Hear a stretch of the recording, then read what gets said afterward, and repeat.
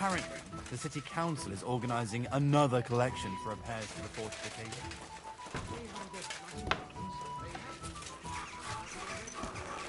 You silly dog.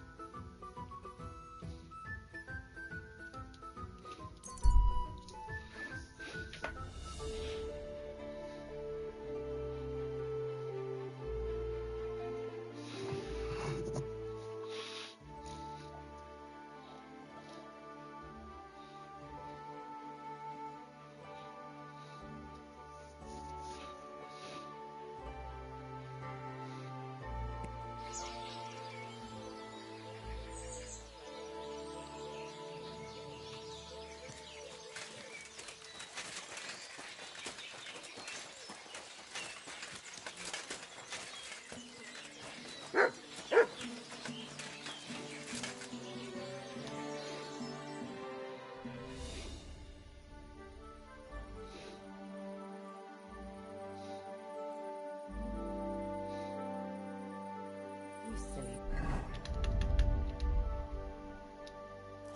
doggy.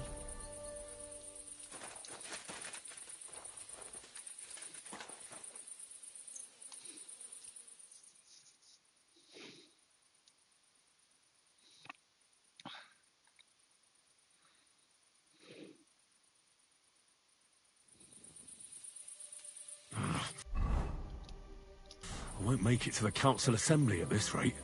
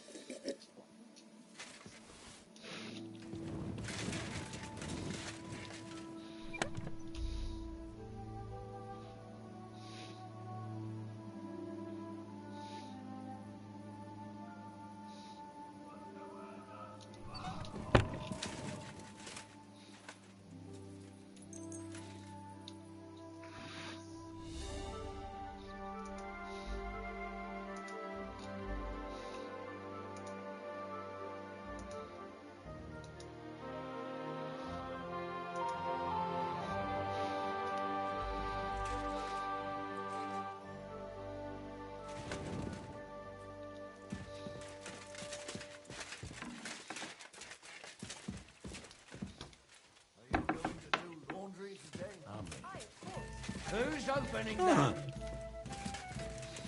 You can't be here.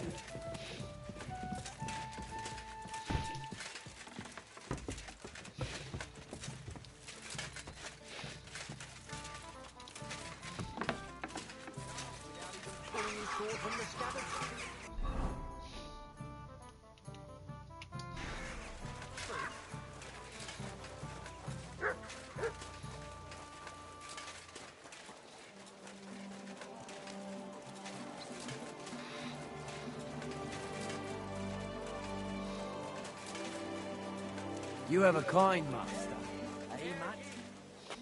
I'm going to see the Mint Master. May I enter? Any fool could say that. What do you want from him? I have an appointment with him. All right. Go ahead then. But don't waste too much of his time.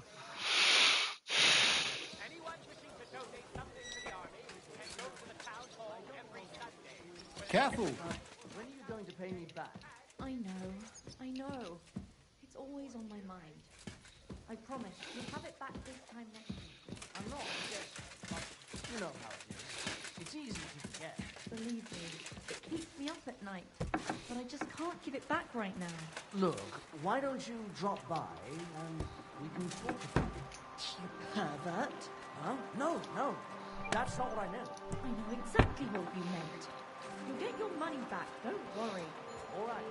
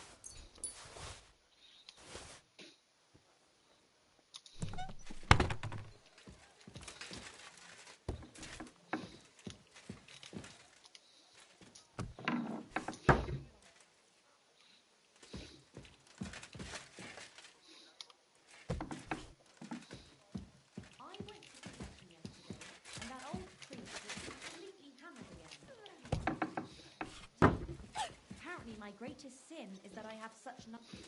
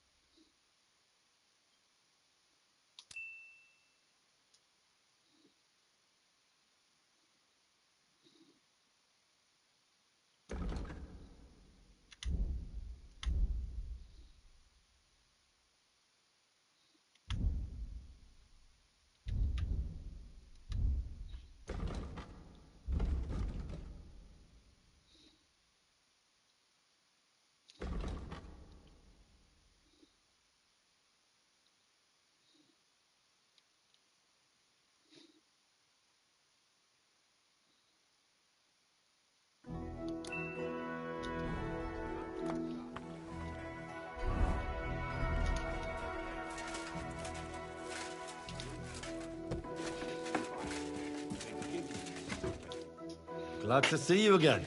You have the gall to show me your face again? I'll call the guards. Hold your horses. I'll come in peace. Actually, I have a little offer for you. You've come to blackmail me again? Call it what you like. I need to get into the City Council Assembly. And I reckon you can help me. The Assembly? The one King Sigismund is supposed to attend in person? Surely you wouldn't deny me a chance to meet the king? Don't try that on me. This is connected with Ruthard, isn't it? And tell the truth.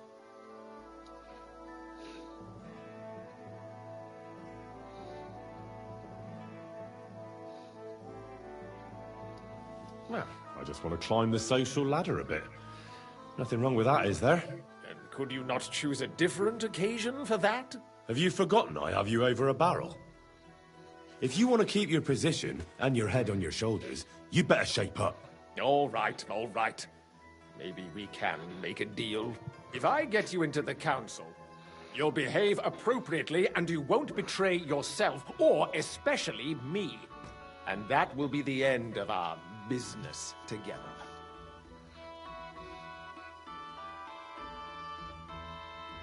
Now about a few groschen to seal our fruitful relationship. You're worse than a horse dealer. Have it your way, then. You can get into the council assembly relatively easily. My cook's son will be serving there. He's roughly around your age.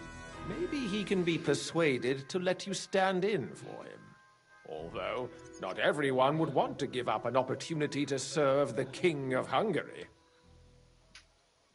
Who's this boy? Franta's his name. Franta Cooldown. He's an idler and a boozer, but he's proved his worth as a waiter. Which reminds me, you'll need his letter of permission to serve in the council. Otherwise, you won't be let inside. What will I need to work as a waiter there? Fast feet and good manners. And the livery of a royal waiter. Excuse me? Do you think you can serve the king in a torn shirt and muddy hose? Well, no. But I never heard about any livery before. Our usual waiter had a brand new livery made specially for meeting the king. Don't even show up there without it. Where can I find the cook's boy? He's supposed to pick up his new clothes at the market today from Master Tailor Schneider. You'll almost certainly run into him there. That is, if he's up and about after his boozing bout. I swear that fellow practically lives at that Tin Hen. At the what? That German alehouse, the Iron Eagle. That is Zum Eisernen Adler. What would work on him? How can I persuade him to give me his job? Would you like me to give you a letter for him? I told you how to get to the assembly. Now do your part. I'll be going then. See you at the council. Just make sure we both come out of it alive.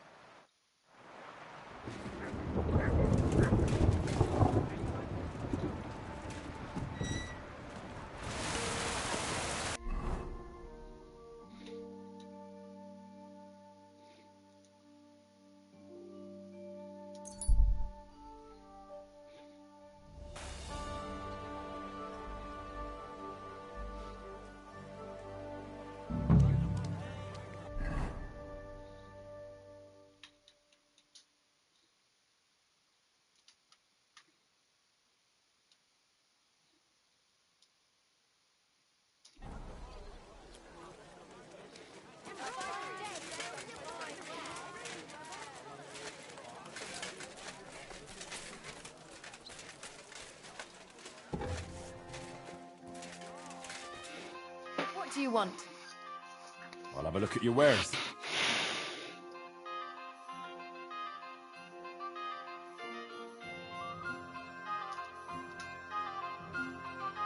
And then, sir.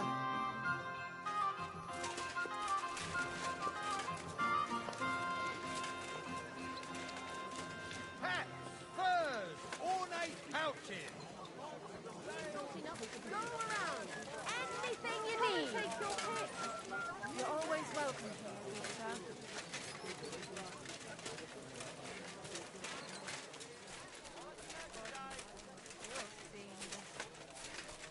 Iron wares, knives, rivet. you need, sir? I'll have a look at the way.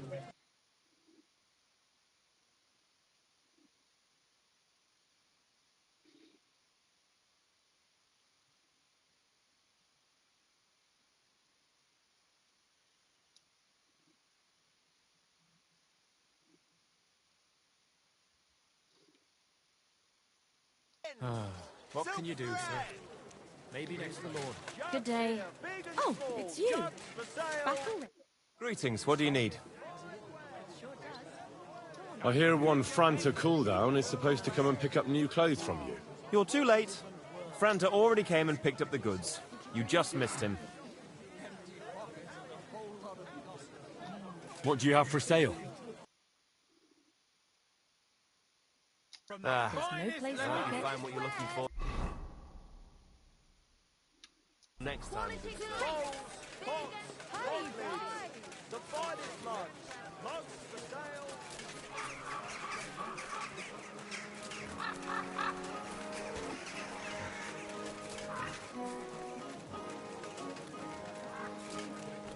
I apologize.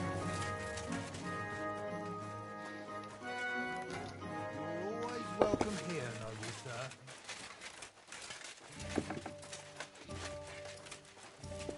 Also, dann mal los. There's... Good day to you. You must be Franta cooldown. I am. And who might you be? I'm Henry. I heard you're supposed to serve at the City Council Assembly. I am. What's it to you?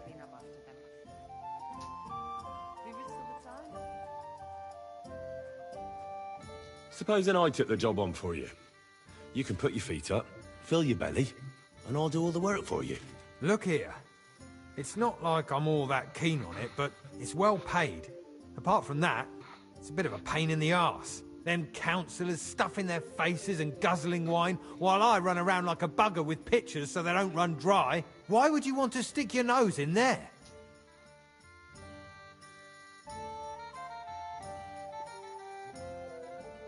I just have to get in there, understand? I have an important message for the king about a plot against him. But why would you want to get to him as a waiter? But it could be that someone from the council is mixed up in it, so I have to be incognito. See? I see. All right, then. To begin with, you'll need confirmation that you've worked as a waiter at the council and you're capable of serving even His Majesty. Look here. Do you have any idea what's expected of you? Can you tell different wines apart and that? Of course. Who do you take me for? All right. No need to get upset. Show the confirmation to the head butler. Tell him I sent you and think up some good excuse. Clear? That makes sense. And you'll need a waiter's livery. I had a brand new one made. Here it is. I look like a prick in it. Hopefully it'll sit better on you. The main thing is, don't lose it before the assembly or get it covered in shit. Thanks. I won't disgrace you, I promise. You better not. Care.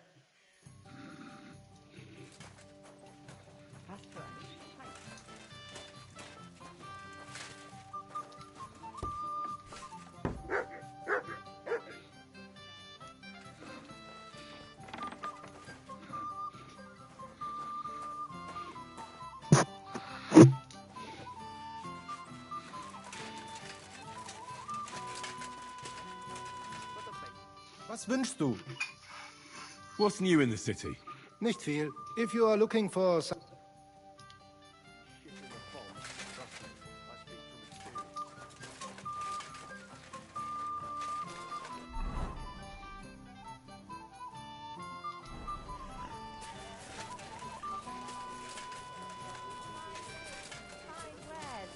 Come and take your pick.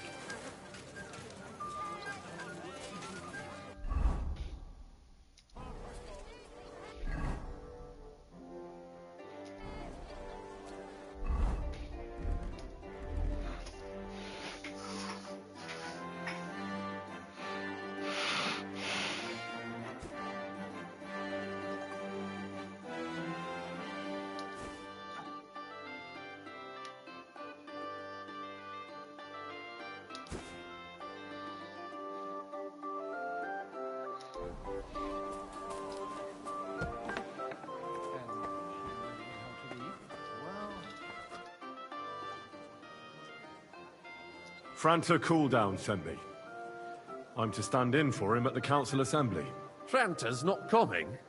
What's wrong with him?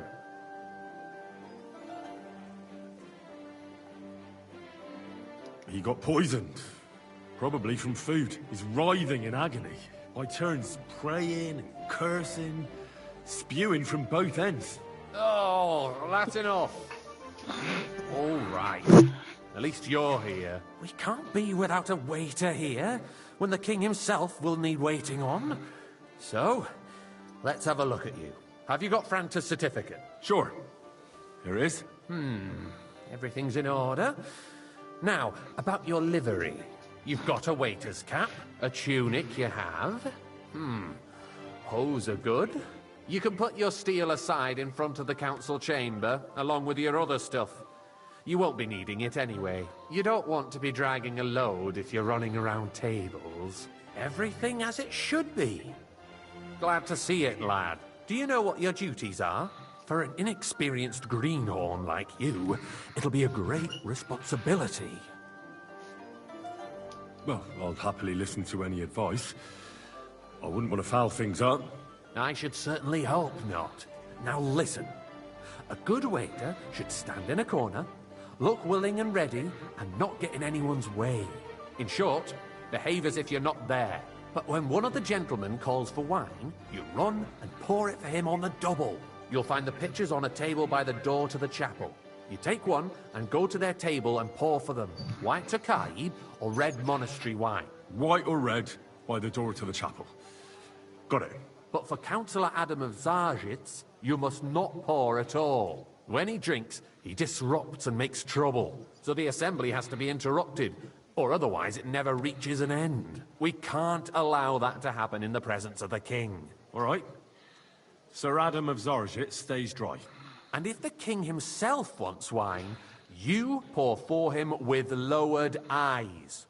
Don't look at him. And the most important thing? To stay in the background and keep quiet until someone asks me something? Correct. The councillors have a lot to discuss, and they certainly don't need any interruptions. And in general, a good waiter has to be invisible, blind, and deaf. Oh? I thought I had to keep my ears pricked. Well, yes, but only to what anyone wants from you. No excuses, and provide everything that anyone wants from you. Understood? Absolutely.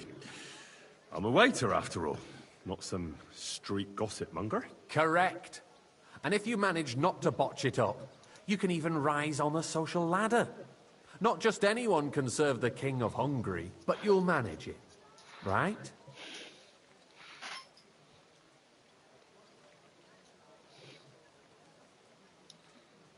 I know everything I need to. I can do it. Excellent.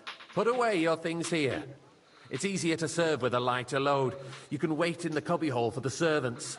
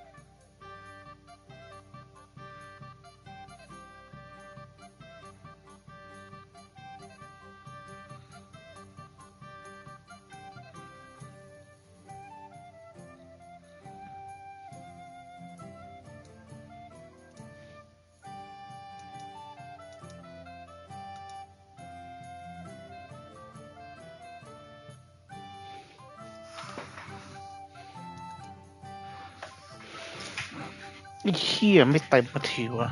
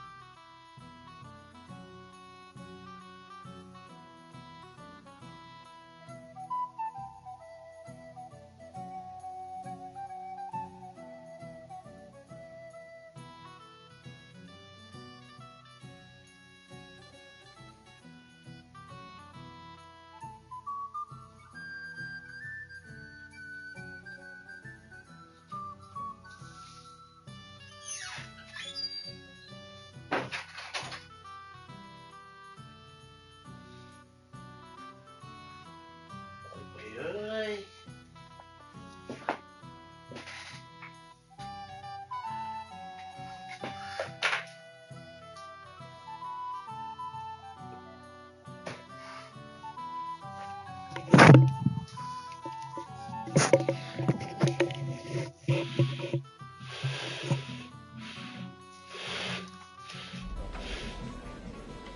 There are the pictures of wine. Hopefully I won't splash anyone's shoes. Is a joke, and on top of that, the army was requisitioning from it. Should the town reserve have worse weapons than any Räuber in the domain? Monastery wine. What are you getting at, Eldris? I'm saying that the bandits who freed Hinnick, the Dry Devil, used that thing. That Hackenbücher. Hand cannon. Come now, waiter. I wanted red. Where did they get them? You're the one who should know where they got them, since you're a gunsmith. What are you implying, Friedrich? All I'm saying is that they had them, Herrgott. It is eine Schande when outlaws have better weapons than the city garrison. And Herr König surely knows this I apologize, sir. Excuse me. Which one? What is it? Red. You smell a deal? What I smell is that your stubborn heads do not realize what Schwierigkeiten this is.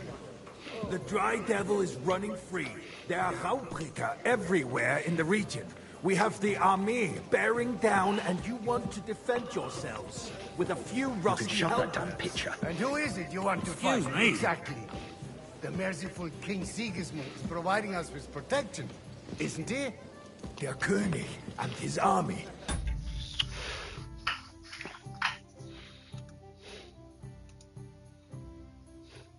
Jesus fucking Christ.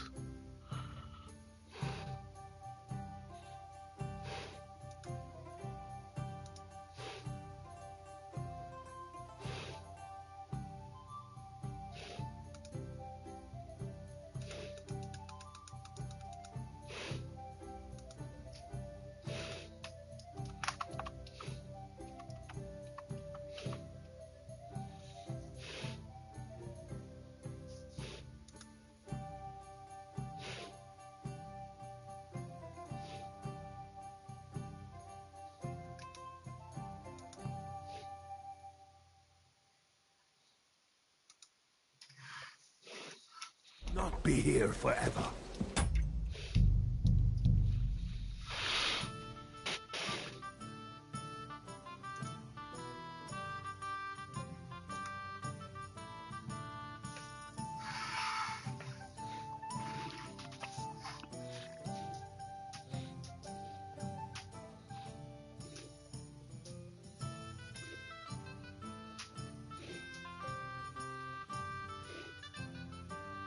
The city reserves are in urgent need.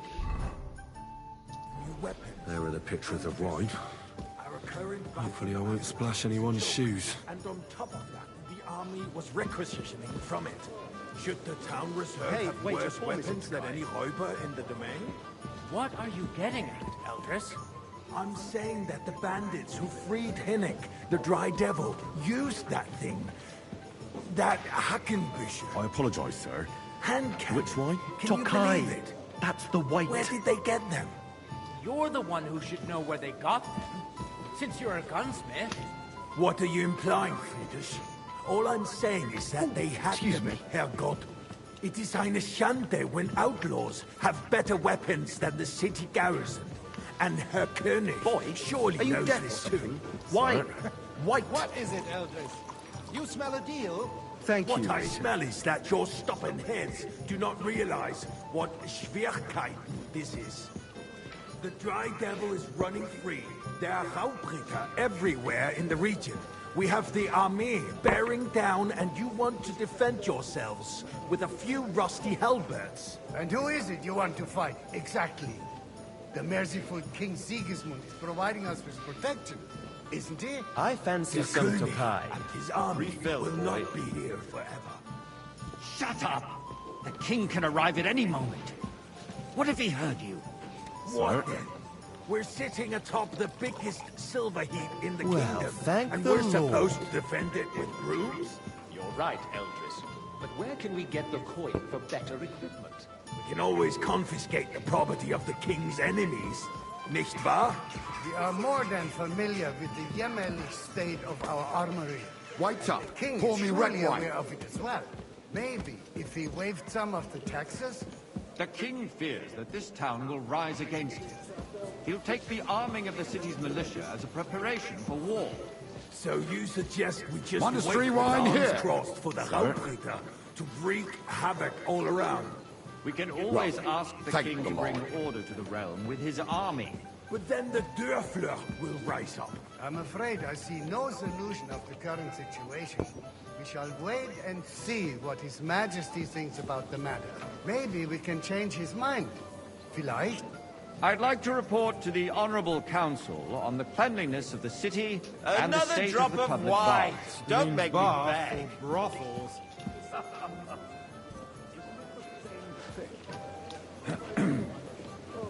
So, the cleanliness of the city is not what it should be. The current baths in the city fall far short of covering all the citizens' needs. You're right. We do have the new baths in Uprink, and Adam's old ones, but I hear the Hopring bats are more of a pigsty. They still are a bit, but the quality went downhill at Adams, too. What?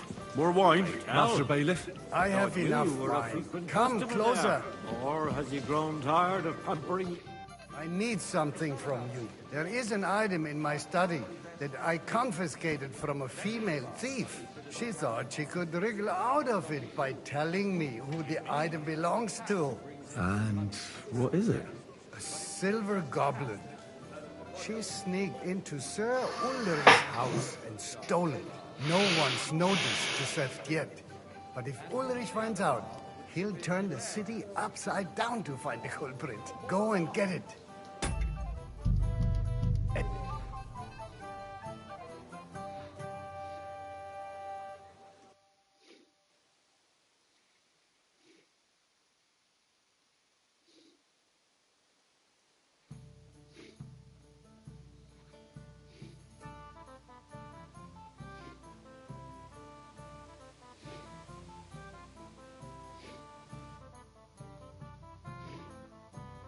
The city reserves are in urgent... There are the pictures of wine.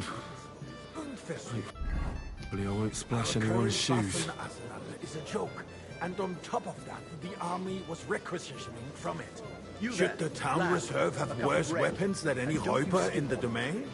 What are you getting at, Eldris?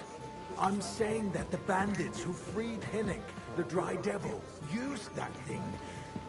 That Hackenbücher. Come now, waiter. I want it red. Can you believe it? Where did they get them?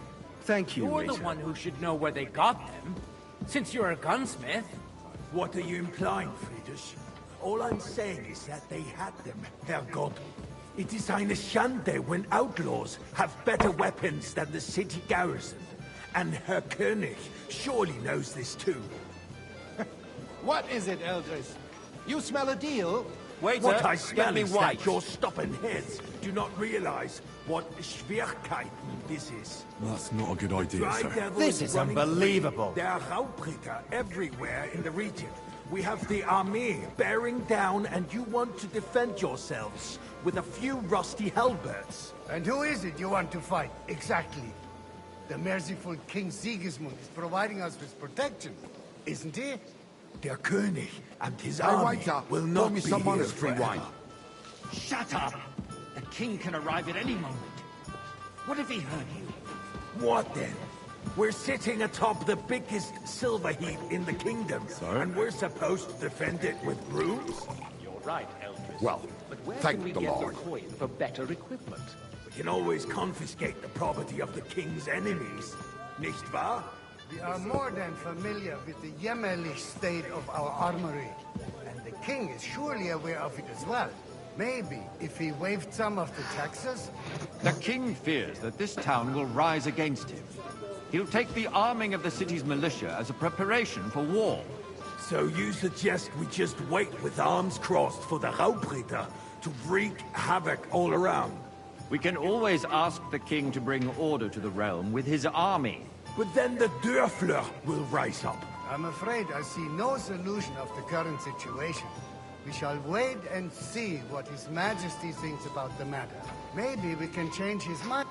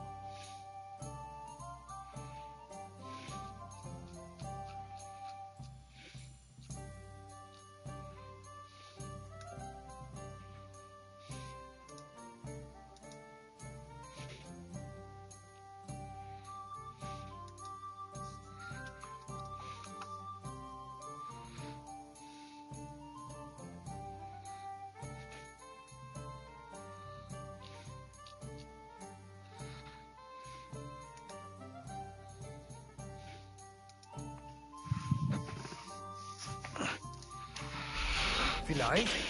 I'd like to report to the Honorable Council on the cleanliness of the city and the state of the public baths. Waiter, get me white. Brothels. That's not a good idea, sir. This is unbelievable. So, the cleanliness of the city is not what it should be. The current baths in the city fall far short of covering all the citizens' needs. Is everything all right? No. We do have But there's nothing you can do about it. I need something from you. There is an item in my study that I confiscated from a female thief. She thought she could wriggle out of it by telling me who the item belongs to. And what is it? A silver goblet. She sneaked into Sir Ulrich's house and stole it. No one's noticed the theft yet. But if Ulrich finds out, he'll turn the city upside down to find the culprit. Go and get it. And don't you make a mess there, understand?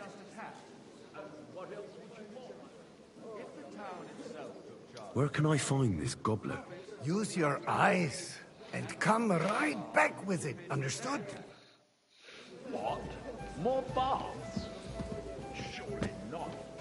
The need for cleanliness and citizens' health should not be underestimated.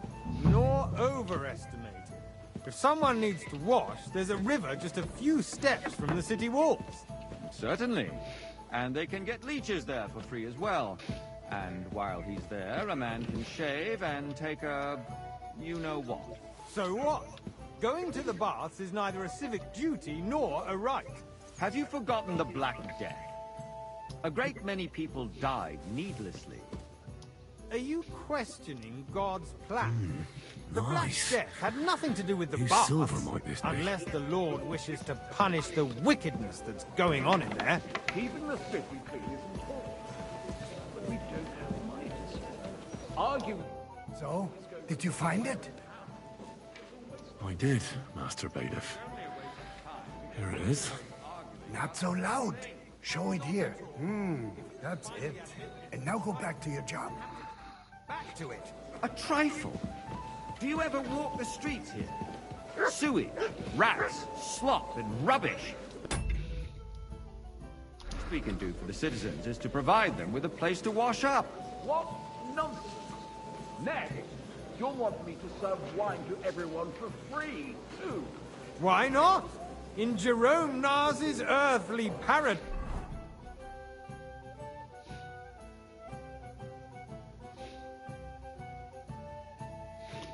Everything would be free. Don't put words in my mouth. Gentlemen, let's agree to disagree. What if the king heard us? I got word that Rutard has pulled off another deed. That's nothing unusual. That old weasel will never accept that the city isn't run his way. At least until His Majesty honors us with his fancy visit. some Tokai. And as we know, Refill, boy. Gunslin absolutely hates him. He can hate all he wants, as long as he does no damage. Ulrich, what have you got to say about it? Me? Well, I'm Sorry? not sure what you're implying. I'm speaking about the Rutard incident. Haven't we met You were there, weren't you? Your face is familiar. Just a small misunderstanding. I don't think so, sir. We've sorted it out and I'm sure I'd everything's remember. settled. Heavens. My ears Could I must be be mixing you up deceiving with me. someone else? Are you defending Rutard? Besides, if his men attacked yours, as I've heard, then we have a good reason to punish him. What happened there? Leave nothing out. I don't like Rutard, true, but in this case it really was nothing. Everyone in the city gossiped about it. I heard there were several dead. Did you? That's grossly exaggerated. I don't think Rutard will cause Boy, any trouble. I'd like some He is white. sensible enough not to draw attention to himself while the king is here. That's true. Because if we don't do something about him, the king himself will put an end to him, and soon. Unless he puts an end Sorry? to us first. Who knows what he wants to tell us. Thank you, Nothing waiter. happened. There's no point in dwelling on it. Let's move on.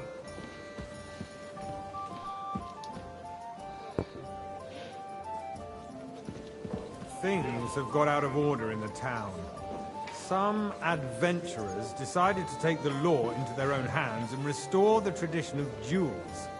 It's not only barbaric, but also illegal. I could understand it with mercenaries, Hey, boy, students, before other Captain scum of all Monastery kinds, why? but city councillors? Be specific, Forsooker. Are you blaming one of us? Ah, and look who spoke first. First of all, it Sorry? wasn't a duel. It was supposed to be an honorable combat. Don't hang around me. I didn't even take part in it. And that's the only reason you're still here on the council and not in the pillory. If you want to blame somebody, you should point the finger at the youngster here who's... Excuse me? Ah, never mind. Refill, I sir? suspect think the I come to the gentleman from the council just to city's guzzle sword wine? fighting Come school here. brought this custom to us. It's now run by the German... What can I help you with, sir? I left my gloves in the chapel. I took them off to pray, but then I rushed here and forgot to take them. I can't just get up and walk out now. But if you disappear for a little while... I really shouldn't, sir. A fine servant you are. Punished by the bailiff. And that's that. There are more pressing matters to deal with. More pressing than the I open fancy some contempt of Tokai. the whole town Refill, garrison. boy. The guards are apparently settling accounts their own way. We'll soon be the laughing stock of the whole town. You can rest I'd like assured to the whole oblige, town is but already laughing I'm at not us. allowed. all This day is long. unbelievable. So what if they have one more reason? My words exactly. The town council is squabbling constantly at the Emperor Charles, and no one is left unscathed. And you, a councillor, let people throw dirt on our work? If I threw out everyone who complains over a beer, I'd soon be out of customers. Ah, to hell with it. We'll never get anywhere like this. Why waste our time? Since there's the eternal dispute over the cathedrals, the building of the church is dragging on, and in the meantime, they are calling diocesan pilgrimages to settlers, right under our noses. It's just a village with a monastery, and they are going to make a royal mining city. Why can't we build faster? Hire more craftsmen, start with night shifts. Haven't you noticed there's a war going on? Are the experts from far off supposed to work in a city under siege?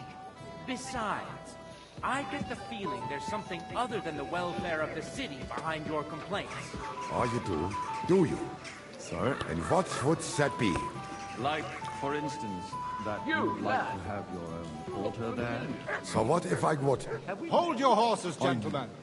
That space I in really the side couldn't say, nave is sir. mine. Then hell freezes over, my friend. Your place is at least 2 steps behind mine. A swordsmith dares to insult me? Ha! I think not. Excuse me?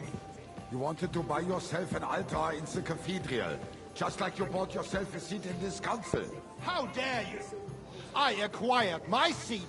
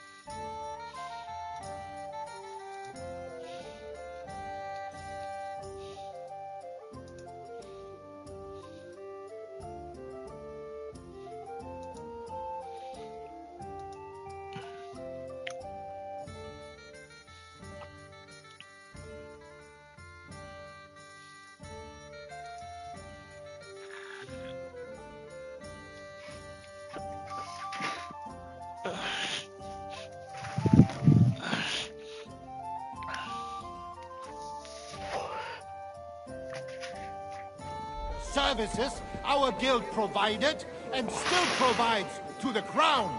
Well, I hope you're not supplying equipment to the army. If that's all they have, they would be defeated by that bunch of ne'er-do-wells from the alehouse or wine. Pink. What ne'er-do-wells? Those wrestlers of theirs, of course. People from the whole town go to watch them brawl.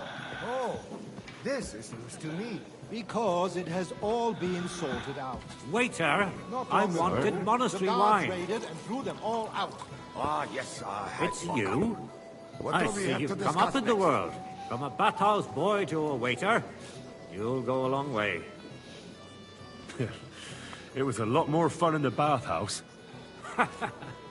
You're a merry soul, lad. I like that.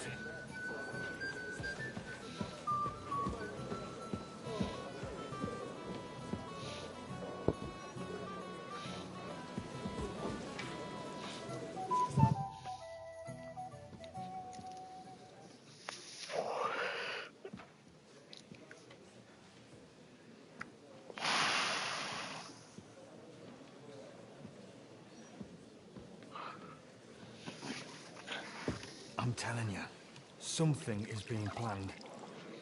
Oh, I doubt it. No one's gonna tackle retard.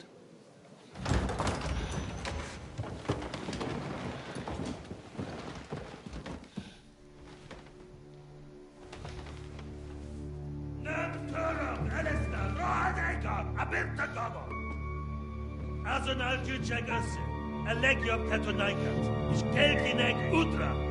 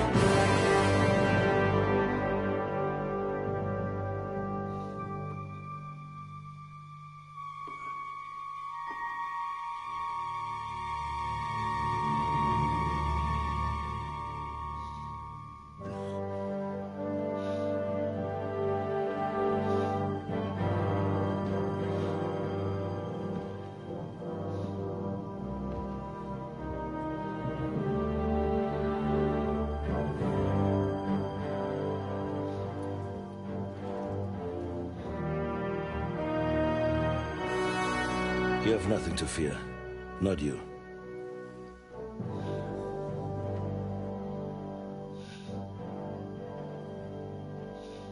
Like this plan of five!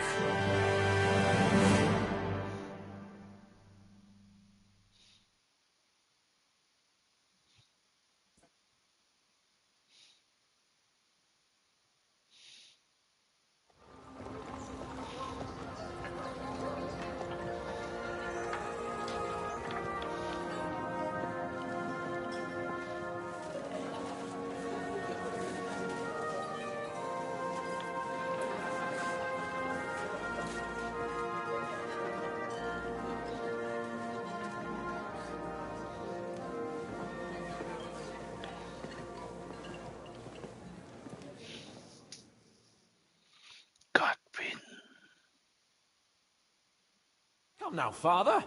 Put a little life into your dying. Seen more cheerful priests at funerals.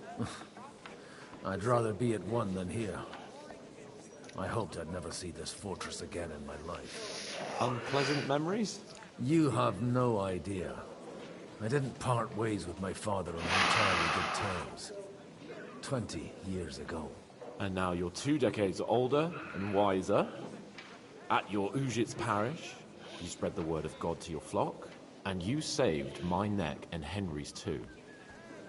I'd say your father should be proud of you. None of that matters a damn to him. Who knows? Maybe that 20 years has changed a thing or two. You know what? Let's drop the subject. Do you know any of the guests here? Most of them I'm seeing for the first time in my life.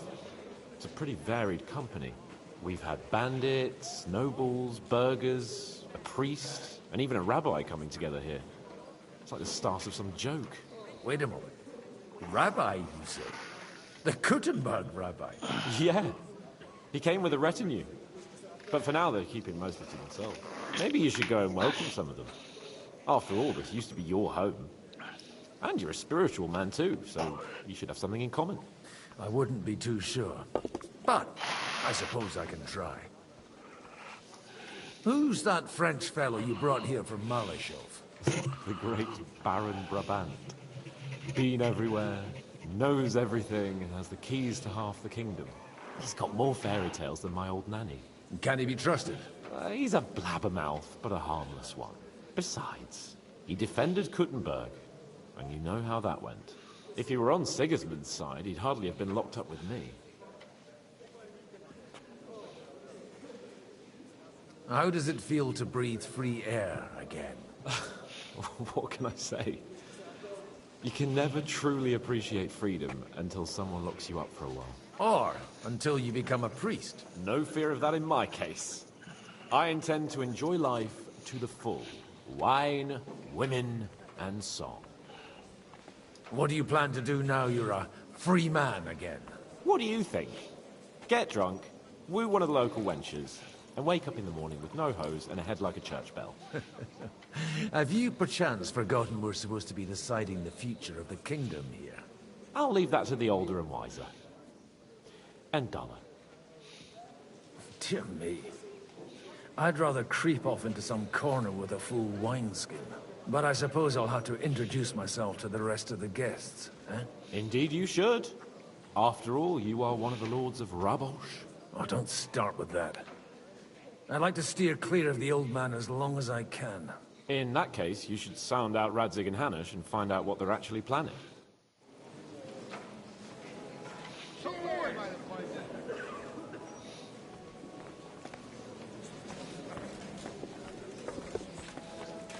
God grant you health, sir.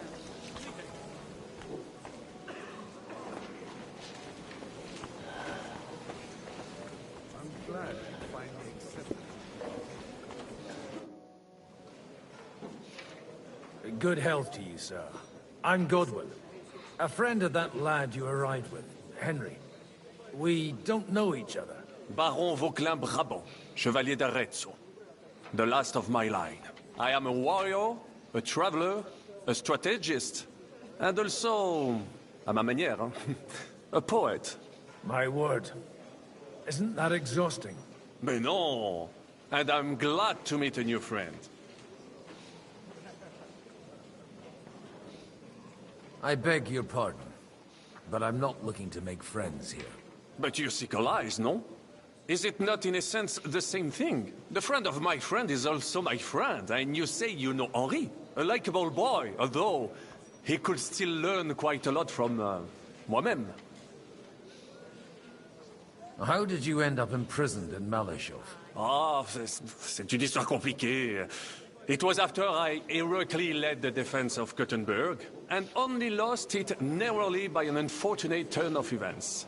That needs some explanation. What unfortunate turn of events? Oh, misère. It is clear you have never been to war. And what can I get for you? So, be so kind as to enlighten me. When they broke through the defense, I ended up in captivity. It was only due to my acquaintances in a court that I escaped execution. Oh? I thought it was Henry who saved your neck. My neck was not at risk in Malachov. I may have still been a prisoner with my personal freedom restricted, but they never broke my spirit. You say you're a poet? How about a verse or two to amuse us? Jamais. Is poetry nothing but a farce to you? Is a poet a gesture for amusement? I think not. To recite, I require the proper mood. And besides, few here would understand me. Where have you been on your travels? Have you seen the ocean? But of course! I was born by the sea. If you are interested in my greatest journeys, then I have traveled with a merchant caravan all the way to the Ottoman Empire. And if you are interested in my greatest deed, then that was perhaps saving the life of the King of France. And you wouldn't by any chance know the Pope, personally? Which one do you mean? I spoke briefly with Boniface IX when I was sojourning in Rome. A pleasant fellow. How come almost nobody here knows you? I am operating, as they say. Incognito. My great benefit is my strong connection with the French court. There, everyone knows my name. Here in Bohemia, I'm still building my reputation, slowly, but surely.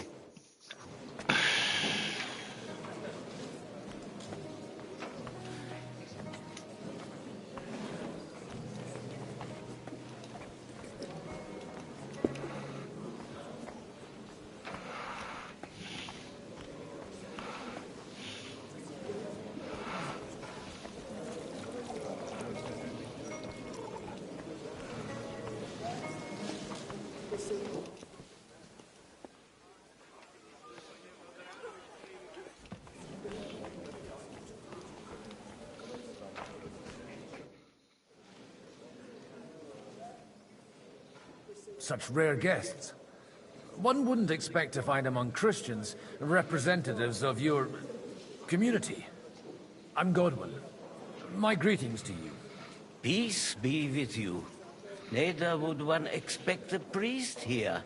And yet... How do you know I'm a priest? It's not difficult to tell. After all, we have much in common. And we are both a little on unfamiliar ground here. I'm Yehuda, leader of the rabbinical court in the sacred community of Gutenberg.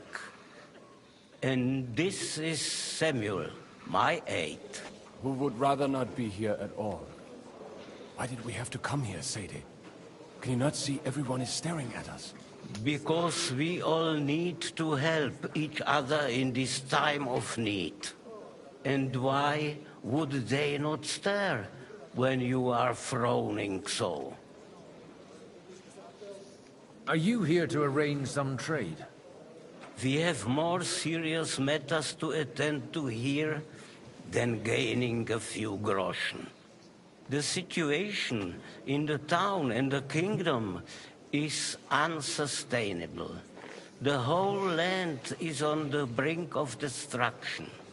You have men and weapons. We have the means to sustain them. Why are you telling this to a Koimer? You wanted to deliver what we brought to the Margrave and quickly leave. Everything in good time, Samuel. We have just arrived, after all. Did you come to lend money to the lords? Not to lend, but to give. Help given to the needy is repaid only by God. You don't even know if you can trust them. With that money, we could have paid mercenaries ourselves. You remind me of my young friend Henry. He's a bit of a hothead too. Henry? That messenger of Radzik Copula? You know each other. You're both around the same age. That would be him. We did not get off to a very good start.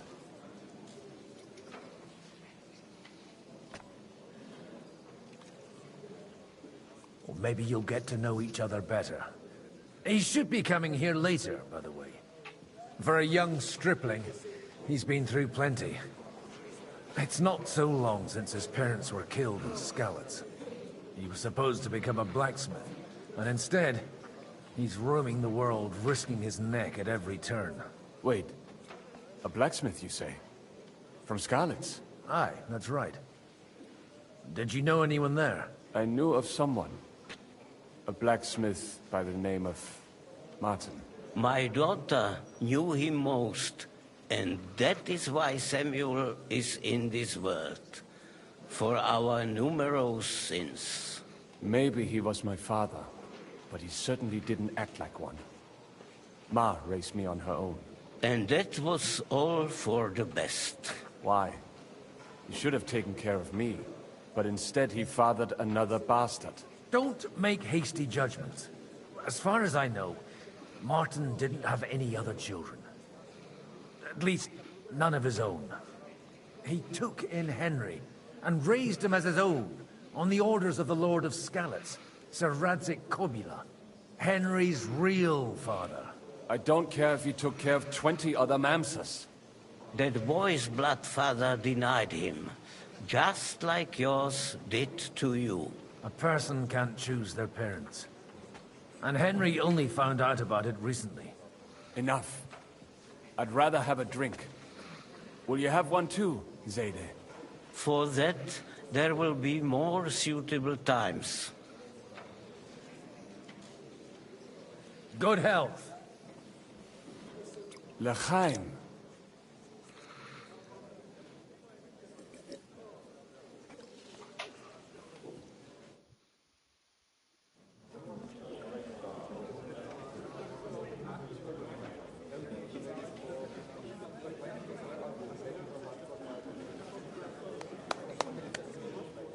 Dear friends and allies, in these troublesome times, you all know why we're here.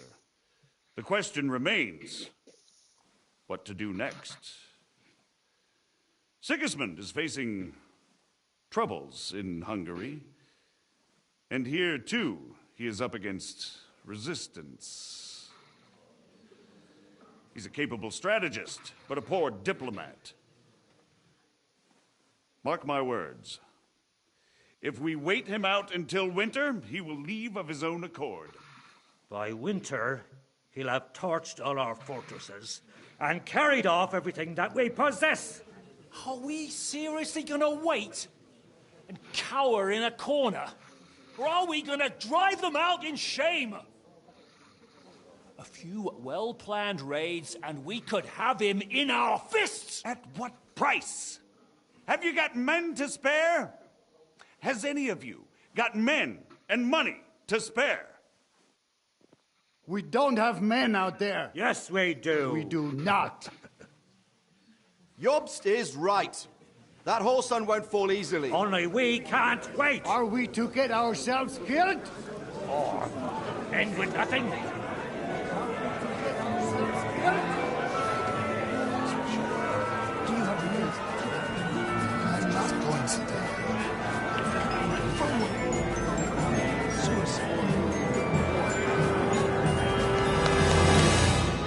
Friends, we'll get nowhere like this. Let's adjourn ourselves and try to think it through.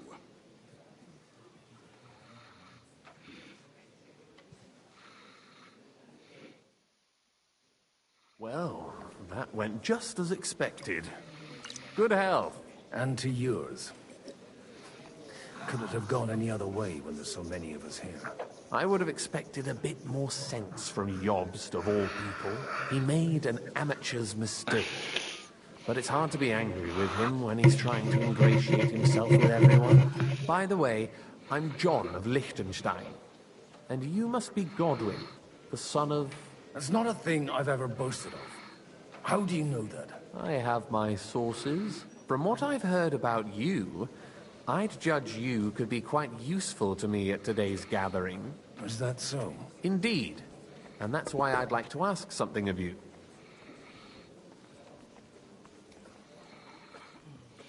It depends what it's all about. A little delicate diplomacy. I expect we can agree that Jobst's plan has certain shortcomings. That's a weak word. And the way it stands at the moment, he'll never get the support of the council. But I have an idea how to change that. Well, I'm curious how you hope to shut Zizka up and satisfy the ones who want peace. We'll sit and wait quietly until Sigismund withdraws of his own volition, as Jobst proposes, but we'll be waiting in the military camp of our huge new army.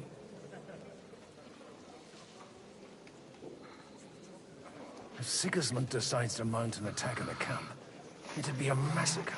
Ah, but it won't. Sigismund's army is demoralized and weakened. And besides, he's running out of resources. He's able to tackle fortresses that aren't able to defend themselves. But he won't engage in equal force on the battlefield. But he can't retreat either. That would be a disgrace. And that's exactly why we'll wait until he's called back to Hungary by events there. For the plan to work, we need allies, their money and their determination. We've already set the ground for it. We just need negotiators who'll push the right people in the right direction. Are you saying you set everything in motion even before Jobst? More like in parallel, but without his knowledge. If we find support and make it look like the whole thing was his idea, we'll all win. Why are you doing all this anyway? Because I want to put a stop to the senseless deaths, and also because I'm happier with Wenceslas on the Bohemian throne.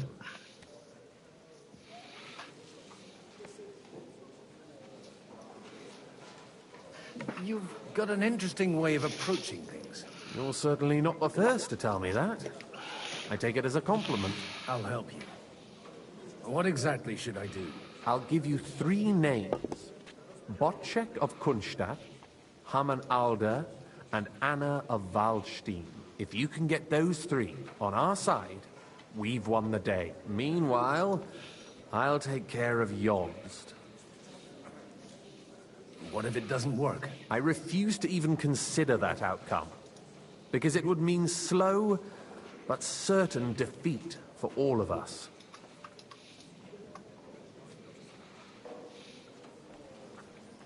Why me, of all people? Because you've got a head on your shoulders. You know how to talk, and you're not just out for your own good. You and your friend Henry are similar in that respect. That's why I know I can count on you both. There aren't many like you two left. Tell me a bit more about those people, so I know who I'm dealing with. Certainly. Who do you want to start with?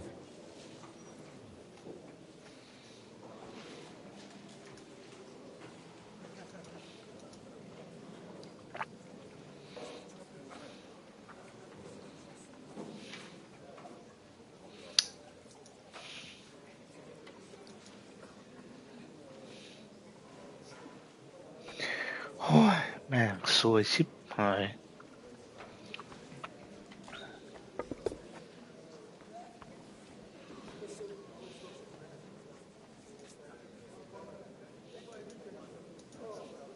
Botchek of Kunststadt. I know the name, but I can't quite place him. That's just the thing. He's got massive estates, great influence, but he holds back.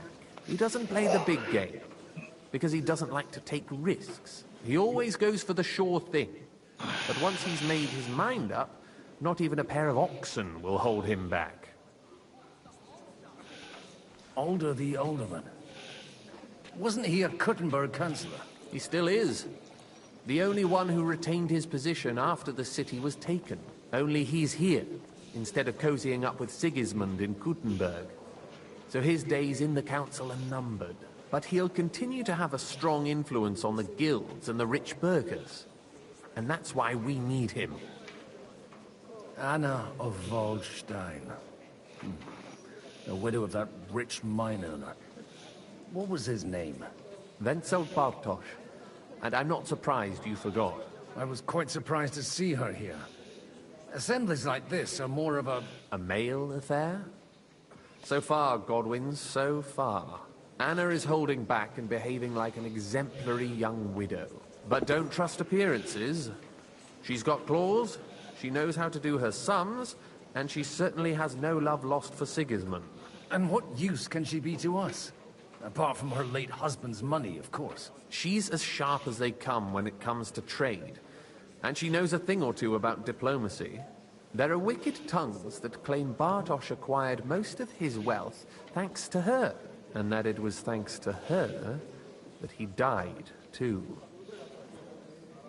I'll get on it then. Wish me luck. I wish us both luck. Before the day is over, the die will be cast. Success to our plans.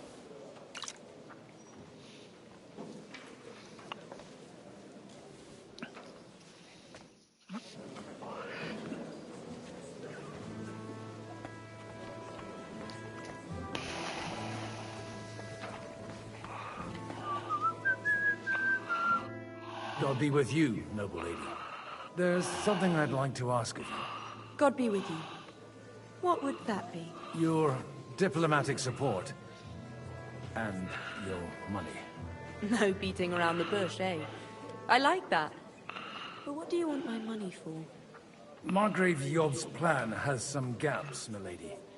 We need to gather enough resources to... To muster an army that Margrave can't afford on his own? Christ. Be praised. You're astute. I should say so.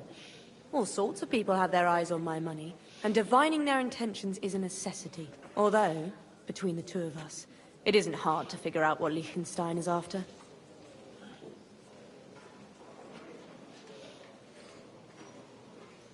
Hit the nail on the head again, Mom. You're well informed. I am rarely mistaken. I'd say you have a better nose for people than most of this crowd. Not only for people, but also for good food and wine. And beneficial deals. Then you're in the right place. This occasion provides all of those things. The wine here is average. The cooks lack imagination. And I have yet to hear any interesting offers. So, to the point. What is it that Liechtenstein wants from me? Nothing more than support and resources for an army to parley more effectively with Sigismund. Nothing more? I'd say that's plenty. And why ask me for help? Why should I, of all people, take the risk?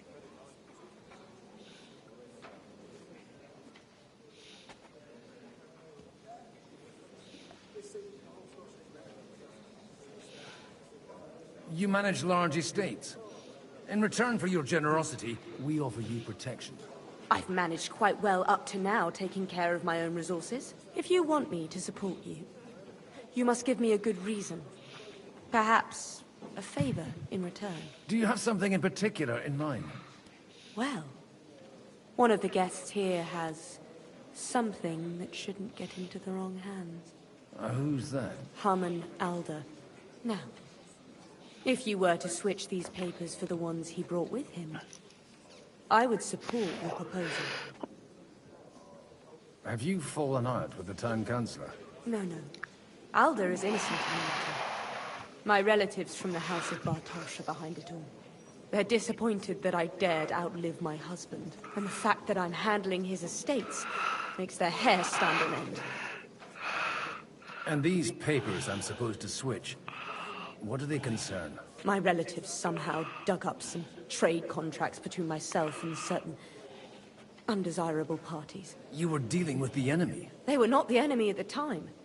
My conscience is clear, but I'll rest easier when those papers are in my hands. I'm supposed to rob an ally. Harman Alder was given the documents to deliver to the council. He hasn't yet had a chance to look at them, so he won't even notice the difference. And the papers I'm supposed to plant on Alder? Just insignificant documents. If the incriminating ones disappeared without a trace, it would arouse suspicion. All right, I'll help you. Or at least I'll give it a try. Alder will surely have the papers in his saddlebags, which he left in the shed on the outer courtyard. Bring them to me, and put these there instead. But watch yourself. Odorin's groom has eyes everywhere.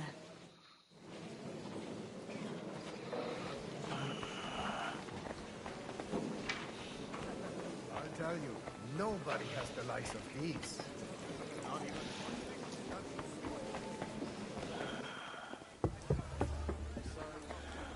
Take a look at that.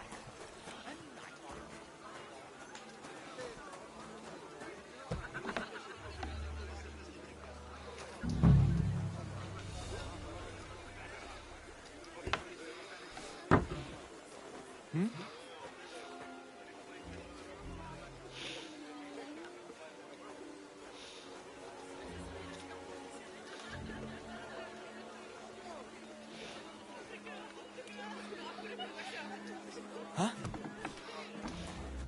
Hey, you! What are you doing here? No one's allowed in here. I'm just leaving anyway. Servus. That won't please Lord Odorin.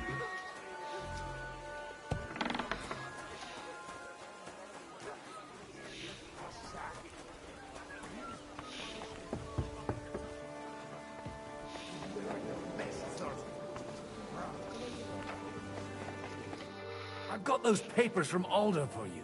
Quiet! You don't have to announce it to everyone. Lady, with all the clamor going on here, I can hardly hear my own thoughts. Here they are. You're more capable than I expected. Thanks for the help. You're welcome. And now you're part of the bargain.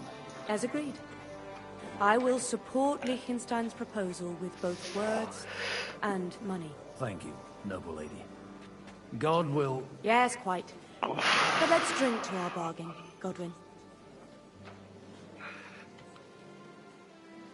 I'd like to, but I'm afraid I've had more than my fill already. I wouldn't want to cause a scandal. Wise. No matter, I shall drink a toast alone. But to your health.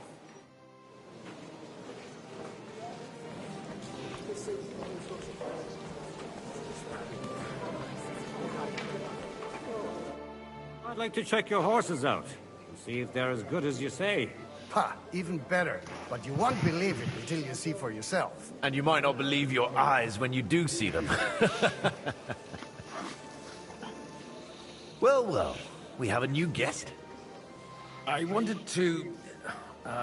You wanted to apologize for crashing into my home without it by your leave. Or to harass my guests some more? I want to have a word with Older. Well, I'm having a word with you. I apologize, Father. For interrupting our conversation? Or just for being you? Is that your... Unfortunately. Speak up, then. What are you doing here? I came with a delegation from Sir Hanush of Lipa. Is this a joke?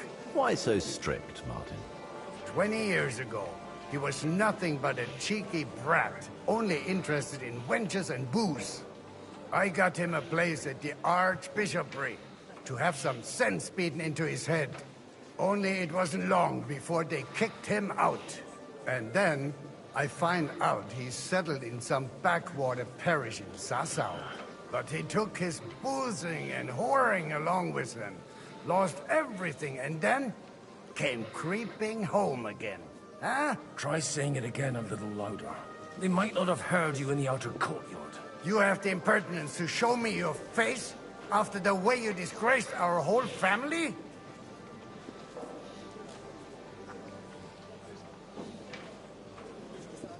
I wouldn't set foot here if I had a choice. Better to be a priest in some backwater than have a father like you. How dare you? You're as shit a father as I am a son. We've got nothing to blame each other for. And now let me speak to Older. You're dishonoring your host. I can't dishonor someone who has no honor. If you had any, you'd be... That's enough.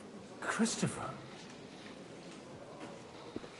You won't get away with those insults. I challenge you to a duel.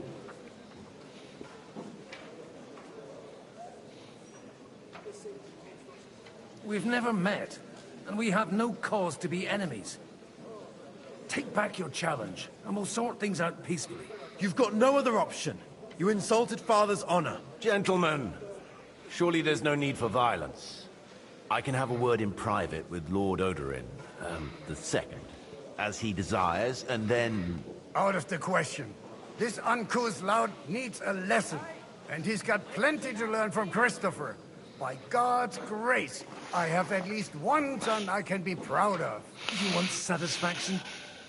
You'll get nothing but shame. As always. Suit yourself, then. We'll fight. Come to the outer courtyard, but quietly. We don't have to put on a show for the crowd. After you. Well, that's that. Now, where were we? Shouldn't we rather... No, Christopher will sort it out, you'll see. Make room for us. We'll just settle a very private matter. It's an honorable duel, man against man. Stay back.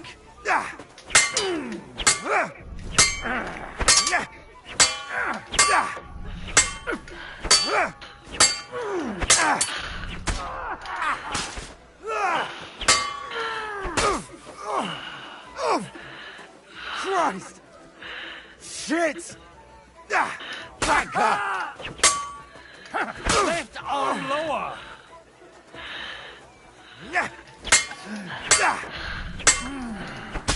your right side! You've got a gap there I could drive a cart through! My God. Where did you learn to wield a sword like that? Father always said you were a good-for-nothing boozer. That you could teach sword fighting in a school. I was in a war. Right after they kicked me out of the archbishopric. And you ought to know yourself. Not all the faults that Father sees are real. Why? I apologize for going off like that. I had to, so that... So Father would be satisfied. I know. Only he'll never be satisfied.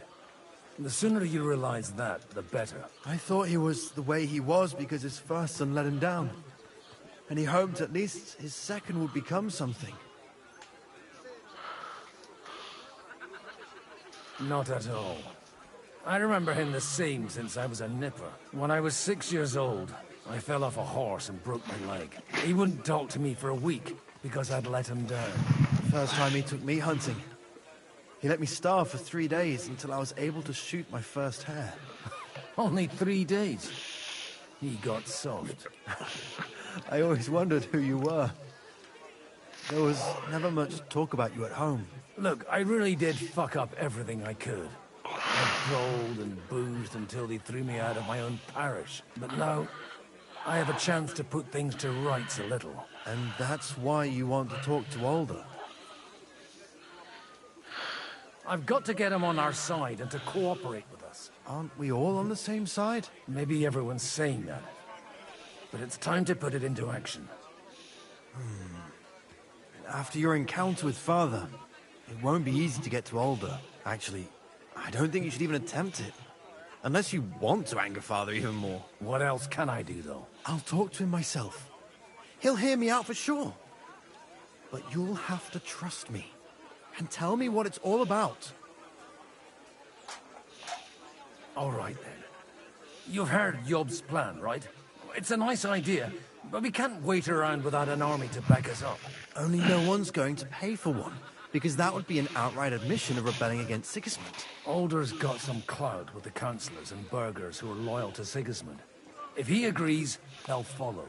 I expect Alder's not the only one you're after. You got that right. Leave Alder to me. The plan sounds sensible, and he's no fool. I don't know how to thank you. You can drag me to a tavern sometime. Pa doesn't need to know about it. You're starting to sound like a brother.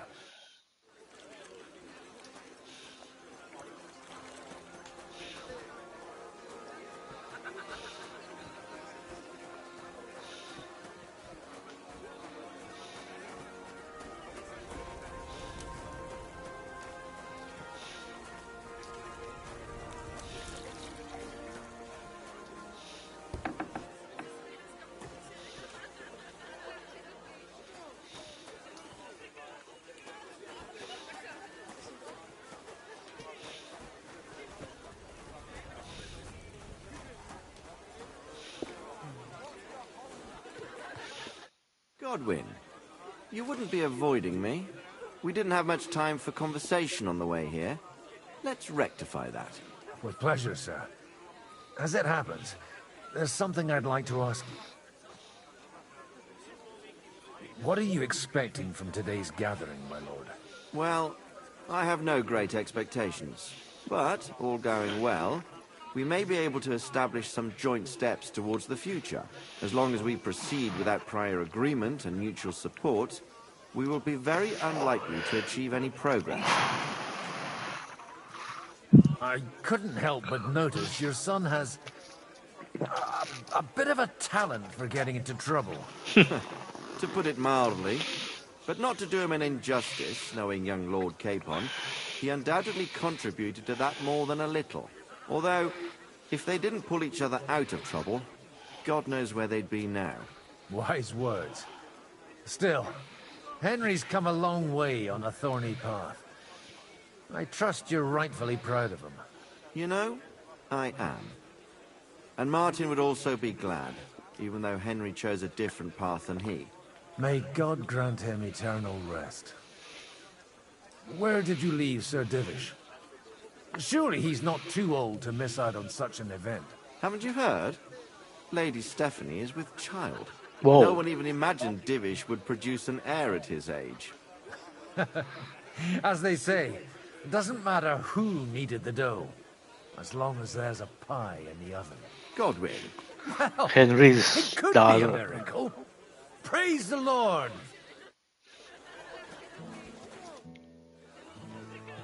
May I have a word with you, sir?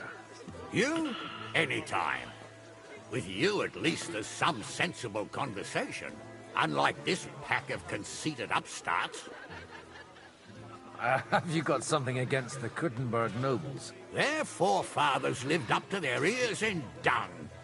But thanks to the royal mines, they were born with silver spoons up their asses. And they think that can turn their blood blue. But surely they're not all like that. And they are our allies. Allies or not, someone ought to show them their place. Young Lord Capon is finally free again. Let's hope he'll take better care of himself now. He got a harsh lesson. But at least he might remember to lay off that tomfoolery of his for a while. If not, war will make a man of him soon enough. Do you think there's really going to be a war? I mean a proper one, not just sitting around and talking about it. I sincerely hope so. Whoever sits around risks nothing. It's time to get off our asses and take action. What do you think about Jobst? Are you testing me? Jobst called this assembly and he wants things to turn out well. We have to trust him. To turn out well for whose benefit, though? Some are up to their elbows in silver and blood, so others can live in freedom. Better make sure you're among the latter, then.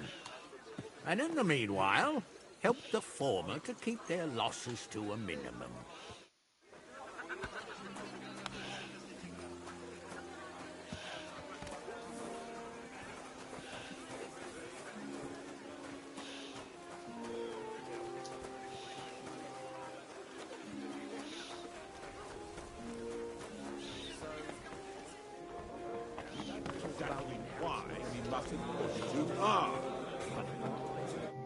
Sir Bocek, I need to speak with you for a moment. A man hardly puts his cup to his lips and someone comes along to put a flea in his ear. Jobst comes up with a plan as full of holes as a beggar's shoes, and now you're all jostling to win me over for him. On the contrary, I've come here with an idea how to improve it.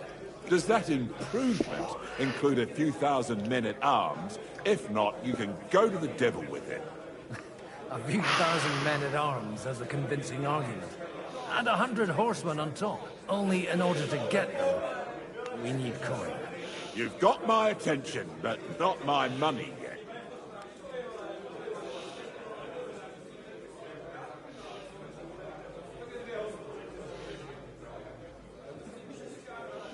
Don't worry, it's not just your money I want to draw on.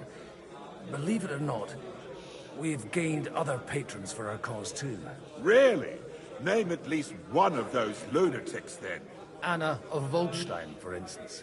Truly? Well, let's see about it, then. I wouldn't mention the word lunatic. All right, let's discuss it, candidly.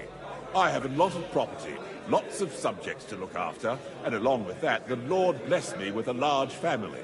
I can't risk it all in a conflict with Sigismund. So you need guarantees that you won't be left standing in the cold if you openly oppose Sigismund? My guarantee is called Yitka. She's my niece. If I succeeded in marrying her off to another strong house, I'll have the certainty that I won't be left alone. Maybe it's enough to find a suitable groom among the allies. Perhaps someone of suitable standing who Yitka would also gladly accept. I don't want her to be unhappy.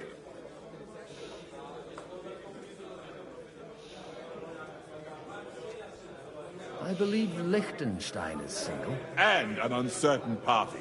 Besides, he's inconvenient for Sigismund. Yitka could end up being a pawn to blackmail both of us. How about young Lord Capon? He's a youngster still.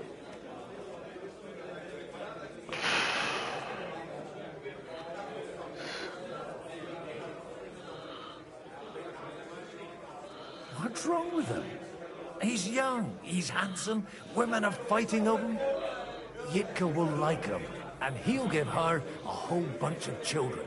And to half the wenches in his domain, too, eh? On the other hand, the lords of Leipa have a good reputation, and Hanush can always be relied on, despite his temper. Maybe it's not such a bad idea.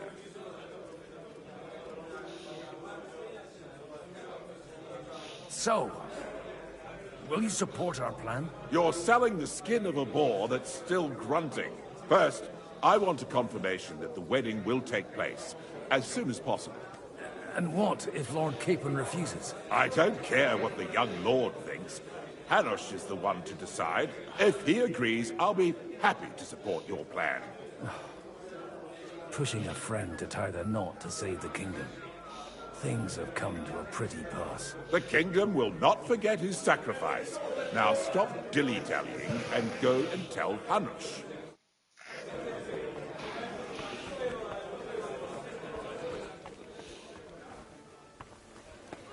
Take a look at that. Sir Hanush, I bring happy tidings. You do? Let's hear it then. Young Lord Capon is going to get married. If he's got some impoverished noble's daughter pregnant, I'll have his heart. I'm not going to support some bastard. You misunderstood my meaning. I was the one who arranged the betrothal.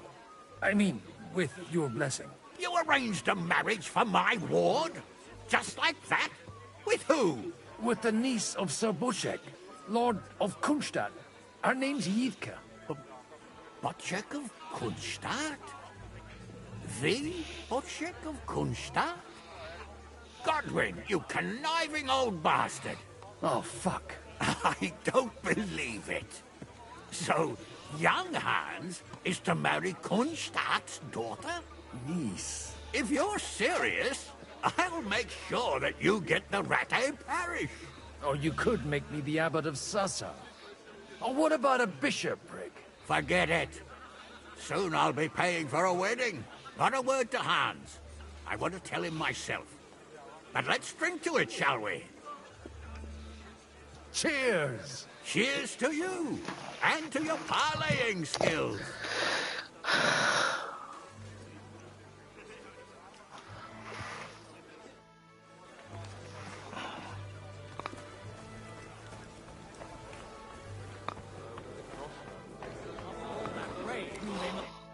Sir Bochek, your niece Yitka can start preparing for her wedding.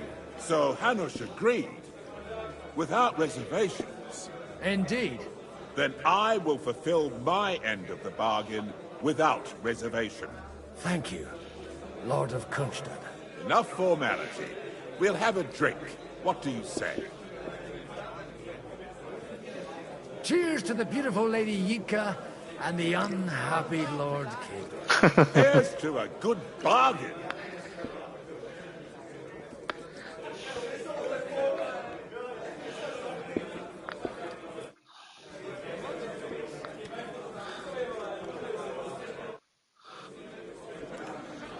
You seem a bit out of sorts.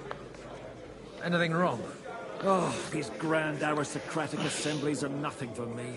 I'd be happier if they just told me in the morning how it all went and what my boys have to do next. But then you'd miss all the grub and the booze. And the gossip. Oh, and have you heard anything interesting here? It seems Liechtenstein's looking for allies. For his own ends. And how's he going to do it? Didn't you see them all fighting tooth and nail here just a while ago? Well, different approaches work with different people. The only approach that'll work with Sigismund is open resistance. Maybe on the field of battle?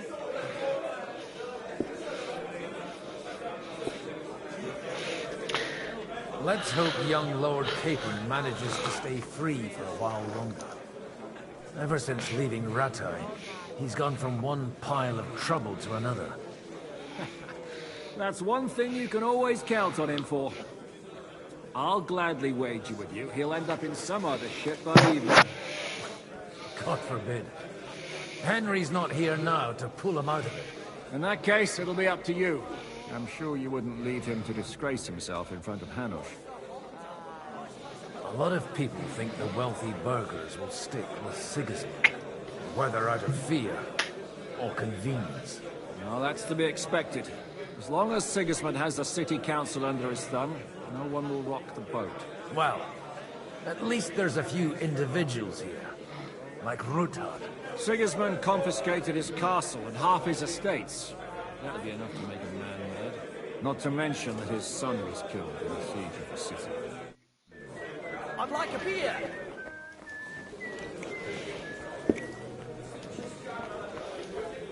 Oh, Fortuna! Jesus Christ be praised!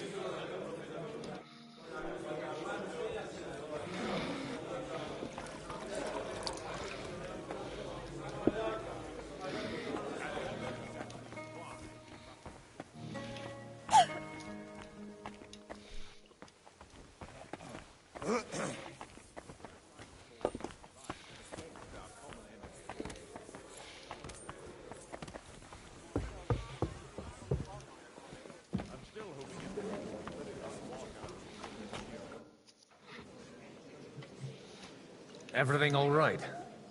You look a bit out of sorts. I can't wait for it to end so we can get out of here.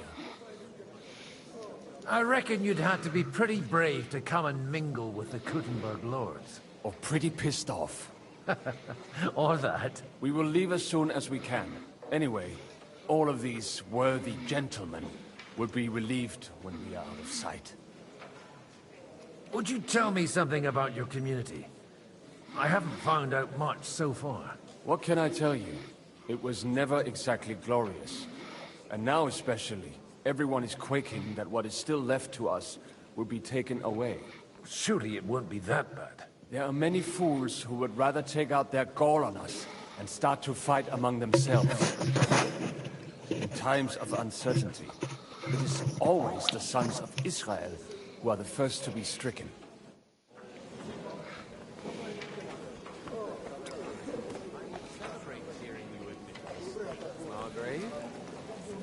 But if I were you... Gentlemen, I think we can raise our goblets to the successful conclusion of the negotiations. Is this supposed to be your secret weapon?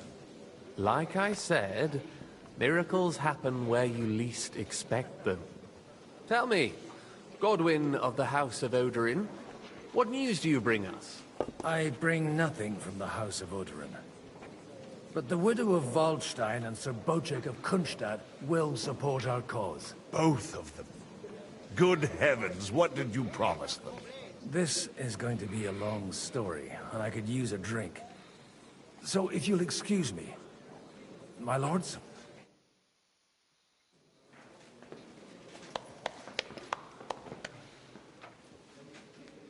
It would seem that we have all benefited from the break in these proceedings.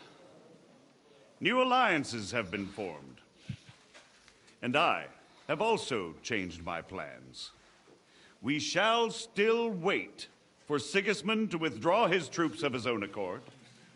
But we will wait with an army at our backs. Yes. And how are we to raise an army? Wasn't it made clear at the meeting that no one wants to take the risk? The only thing made clear was that each of us alone is weak, and that we could not find common ground. But that has now changed.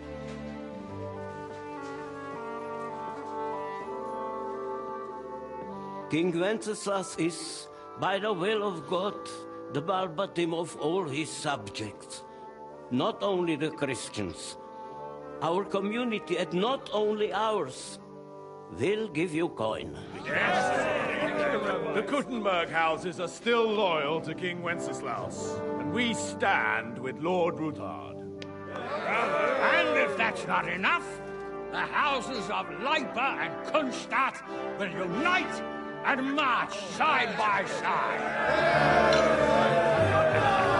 My niece, Yitka, will take young Lord Capon as her husband.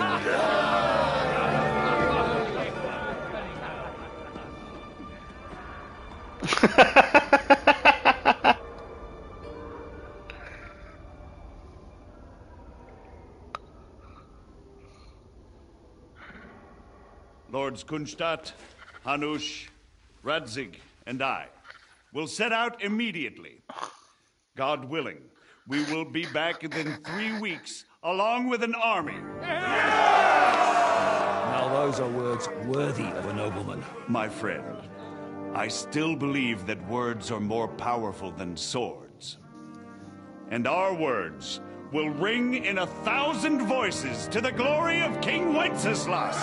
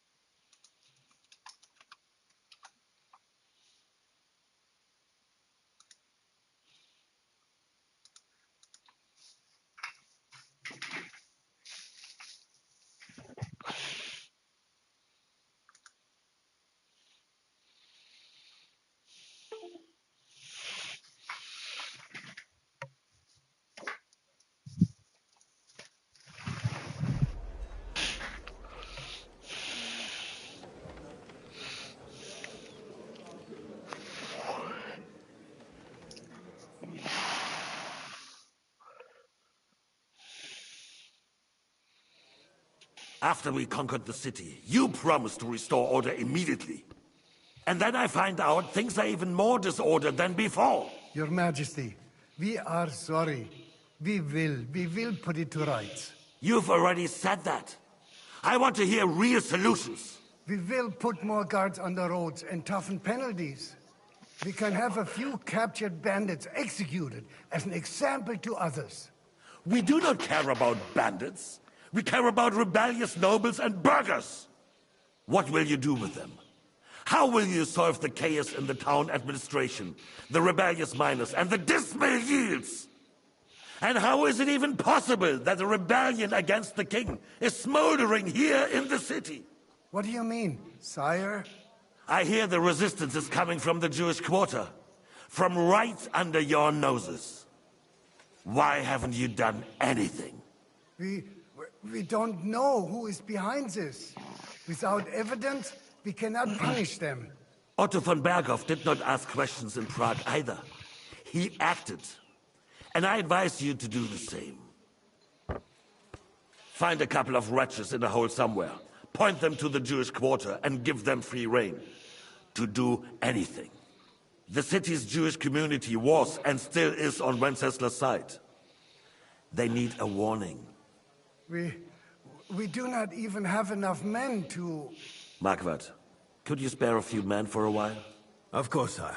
I'll assign them to Eric. He'll take care of it. So you see, all you have to do is make sure the city rebel get their share. You could at least manage that, couldn't you? And if the thought should cross your minds that you would get rid of the debts to the Jewish moneylanders this way, forget about it. Your debts will remain, up to the last groschen. Only now you owe us directly. And while we are on the subject of money, has the yield from the mines finally matched last year's? Sire, the deposits are dwindling, and mining is becoming increasingly difficult. And to make matters worse, the miners started rebelling. Don't take us for a fool. They'll stop rebelling when you pay them proper wages. Your Majesty, we can't do that. Silence! How dare you oppose the kingdom's protector? You're a bunch of incompetent sycophants! Chicken shits! Not any better than the scum hiding in the forest. I apologize, sire. I'll do everything in my power to... All I hear from you over and over again are excuses and prevarication. And results? None. I therefore placed the city council under the authority of Sir Marquardt von Aulitz, who is present here, with immediate effect. He will make sure you finally do your duty. But, sire, that would be a violation of the privileges granted to us as a free mining town. Silence! I am the only guarantor of your rights. You have to earn your privileges, not hide behind them. During my brother's reign, this idleness was perhaps tolerated. But that is over now. You were given a few simple tasks. But instead of working on them, you idled in the baths and lined your pockets. And let the traitors cast their nets undisturbed. But unlike my brother, I am capable of creating order. And I assure you, I do not distinguish between those who stand in my way. Be they beggars, noblemen, or city councillors. You have 2 weeks to restore order in the city and increase mining output. I want clear results, and you answer only to me and Sir Marquardt von Aulitz now. No one else.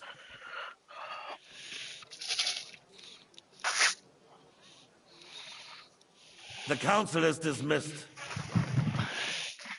You, don't go anywhere, boy. Be so kind and remain here. Our throat has become rather dry. And we still wish to speak with our friend von Aulitz. Yes, sire. As you wish, sire.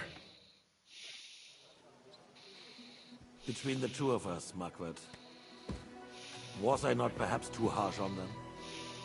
And speak candidly. We have had enough Where are you going? false flattery. Mind your own business.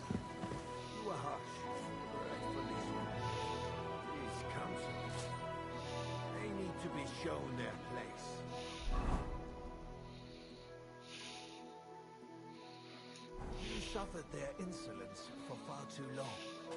And the same is true. We know. Otto repeated to us several times that it is time to strike against him. We are glad he's not here. He would be intolerably self-satisfied if he knew we had heeded him. Boy, can't you see the King's cup is empty? He tend to us as if we were infirm. Boy, pour us a monastic wine. The monks had a good year. We have concerns, friends. The Hungarians are rebelling. Our army is falling apart, and we have enemies here on all sides. Would we had a proper army instead of human mercenaries? They cannot be relied upon. And we are no closer to our goal now than a few months ago. Thank you. It is a good thing. If our father were still alive, he would have been astonished by the mess that a few years of Wenceslas brought to us. With a single word, he would have put the nobility in their place, and the country would flourish. God grant him eternal glory. We won't need much more time. We'll arrest the traitor Odorin, and the rest will fall in line. You say the others will be brought into line, but what do you know of them? You know only a few of them. But there's a fortress standing on every damn hill. What side are their lords on? We'll find out soon enough, sire. If only Wenceslas were not such a stubborn ass, and relinquished their throne that he has no use for anyway. The nobility, on the other hand, found a ruler like him very easy. They made a puppet out of it. Once you restore order, they'll join you. All you have to do is promise them the privileges they lost during Wenceslas' reign. First, they'd have to be willing to make peace at least among themselves. Jobs does everything he can to sow chaos, so that he himself emerges victorious in the end. This business makes me thirsty. Pour me some of that red, boy. I think Jobs is just waiting for the right moment. He'll switch sides when it suits him. Maybe. But first I'll have to conquer a few more cities, and get a couple more lords on my side. Then they take the threat of war seriously. And Hungary. If Bohemia is a wasp nest, then Hungary is a viper's lair. You will follow in his footsteps, sire, as soon as you get the chance. But the wine is good here. To your health, Margaret.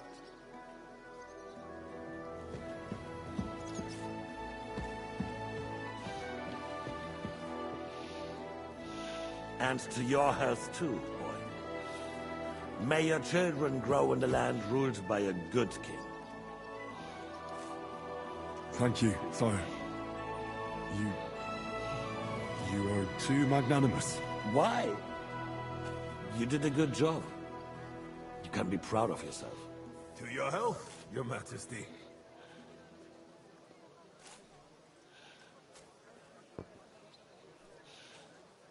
First, we need to crack down on the biggest troublemakers.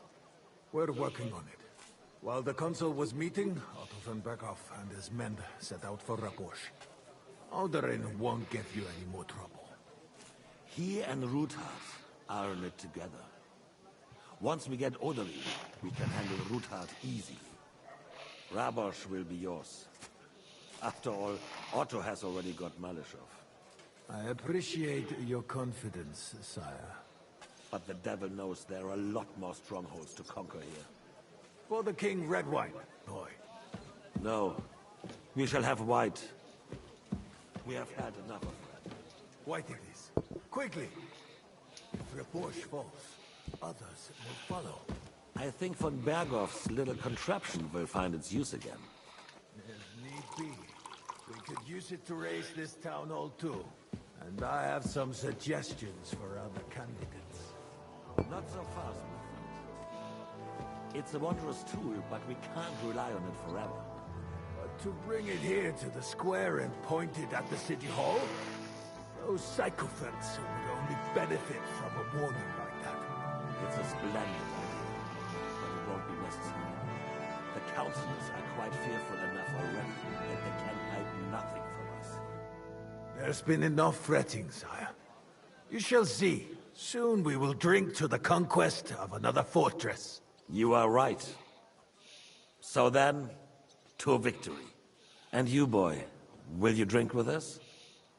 So that you shall have something to tell your children and grandchildren. To victory, sire. To today's, and those of the future.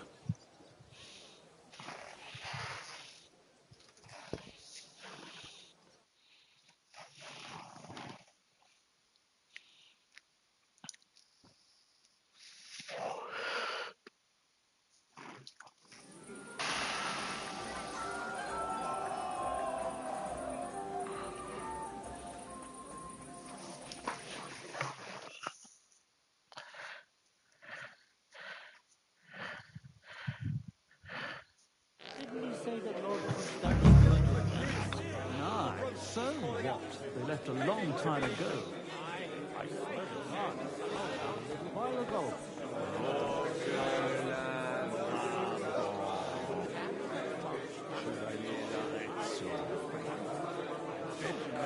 Hunger, poverty, and plague. It's too much for a man to take. Even men of... How'd you like a wine, Chevalier? The art of winemaking has a long tradition in La Belle France. Recipes are passed on from father to son, and each generation brings them to perfection. I myself was practically raised on wine. How many I have tasted. Even the French royal court took note of my refined taste. The king himself had wine delivered for his table according to my advice.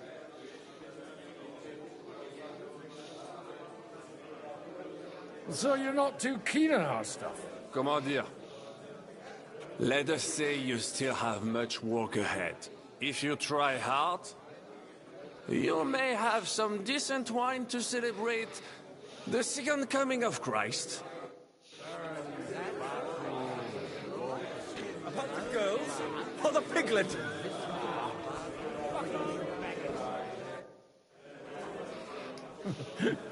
You in need of something, my well-oiled friend? I'd like to drink a toast with you to our joint success. As they say, all's well that ends well. So, to brighter tomorrows. Touching. Come now. What's become of your poetic soul? I never had one. Truly? Not even a little? Well, maybe once. The older I get, the worse it is. Give me a few more years and I'll become a professional mourner. See now. I'll gladly drink to that with you. Only there's nothing to drink. We've run dry. Fuck. I've got a tongue like a slice of weak old bread after all that gabbing. Well, get something wet for us then.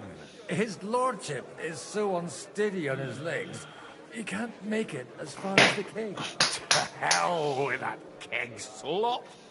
Your father surely has something better stored away. I had my eye on him all evening. He had pictures brought from somewhere for himself and his closest friends, and left the rest of us to drink cheap dregs. Try and find what...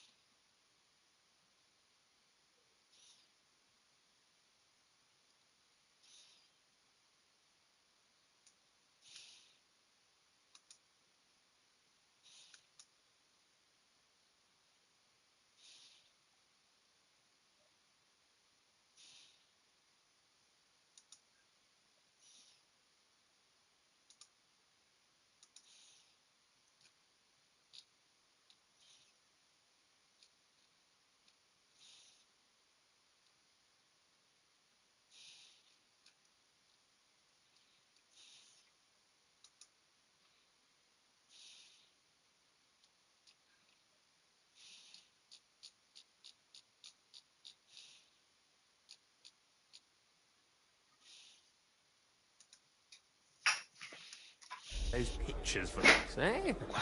I'm sure you can manage that. You can bet on it. I've got a nose for booze. I don't doubt it. Get sniffing quick.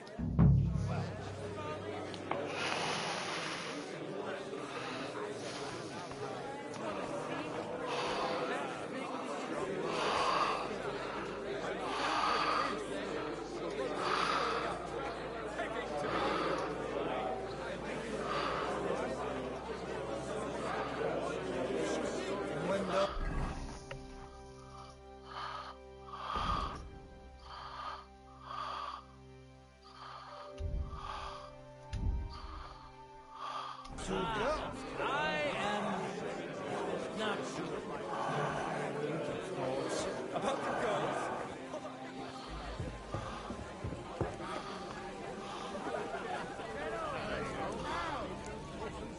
Yes? First you ridicule me in front of Alder, and now I find out you're sneaking around my house like a thief? I should have known you'd turn your servants into snitches. And you're as drunk as a fiddler to boot. And I intend to get even more drunk. Anyway, I have to go for some old wine. My wine? A distinguished guest's wish. I'll see about that. And you, get out of my sight. You reek of booze.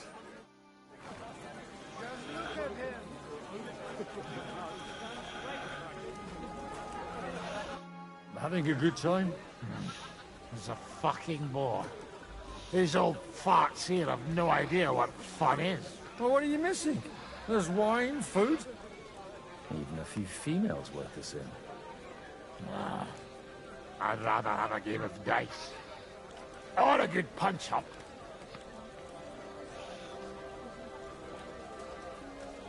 Well, let's have a game then. But for what? For coin. What else?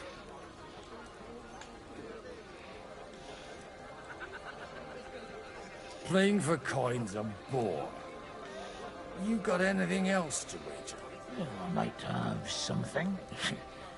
But you'll have to bet at least 20 groschen against it. And what might that be? Let's keep it a surprise. Won't be sorry, though. What the hell? It'll be fun at least. You bet it will.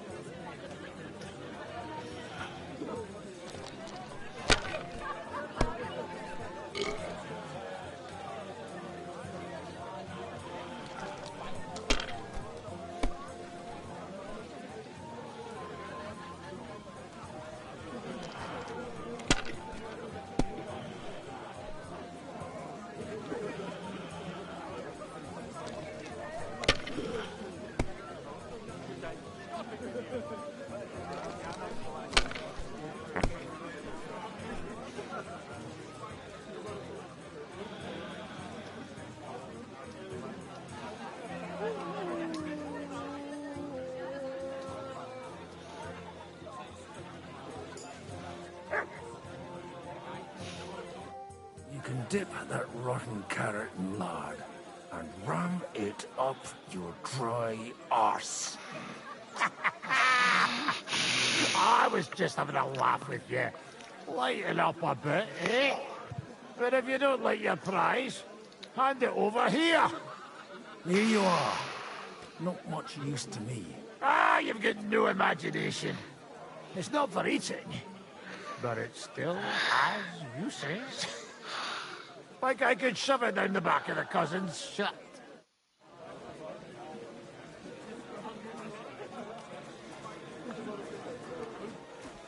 How should I interpret this question?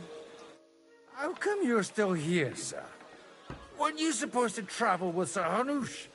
Raise an army, prepare a wedding feast and all that? All hail Yobst. He sorted things out here nicely. He got my money for a start, and that's more than I wanted to give him. But you know how it goes. Give them a finger. I explained to the Margrave that I'm not going anywhere, and I sent my captain with him. He's still young and full of piss and vinegar. I'm too old and fond of my comfort. Did you at least discuss with Hanush where the wedding will take place? Nothing to discuss. The wedding will take place at our castle Littitz, of course. It's the pride of our family. We can fit in 3 times more people than here, and that still wouldn't be much. Ah, but there are 2 castles in Rattay. I'd bet my right arm old Hanush will want to have the wedding there. What? In Rattay? Well, I ought to look into that then. Deal with him yourself, though. I won't be your gent's messenger anymore. I wouldn't worry about it if I were you, my lady. It's easy for you to say. You don't have...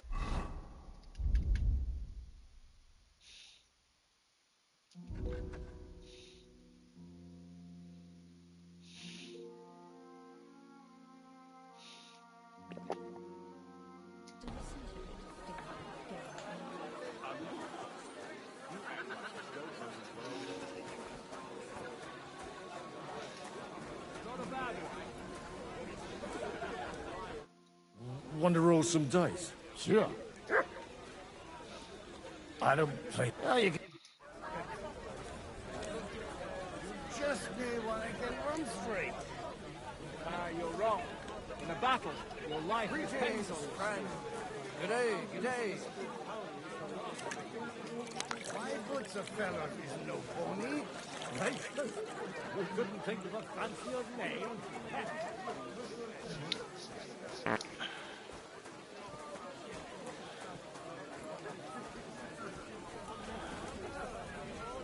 God bless. And with you?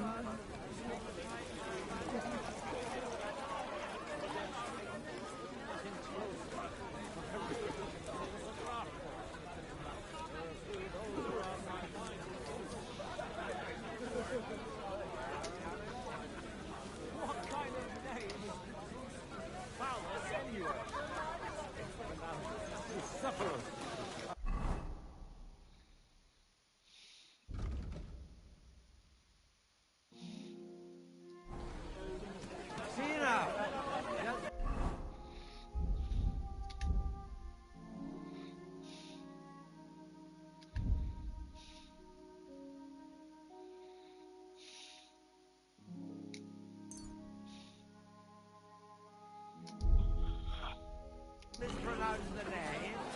And we're not talking about a horse, but a cock.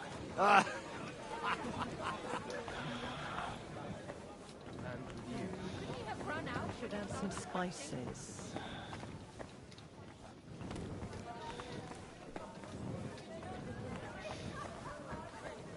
Run away from the first army that crossed his path.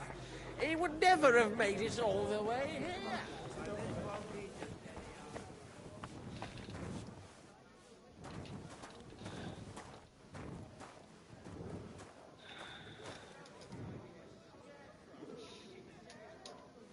The rat will be good, I hope.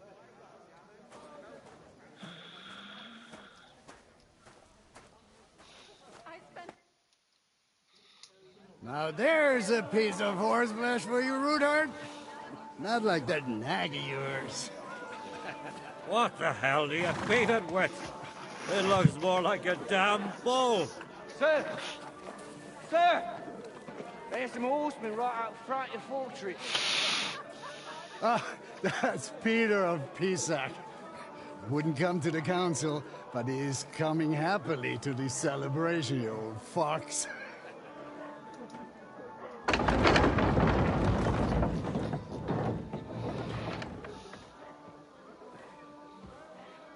Come on in, sir. There's wine aplenty.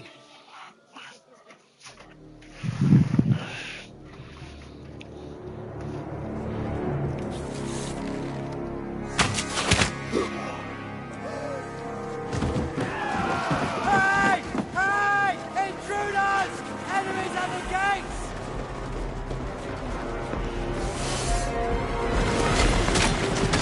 Seize the nobles! Kill the rest!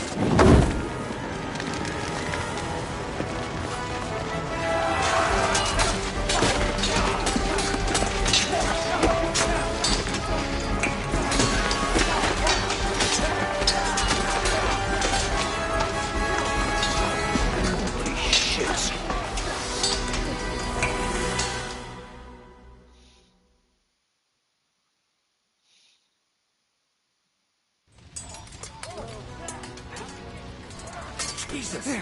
The surrounding Christopher! He can't make it on his own. Right. Hey! Get it! Get him! One step back! Stand your ground! Fucking horse! You got him! Don't spare him! Like you let him on night.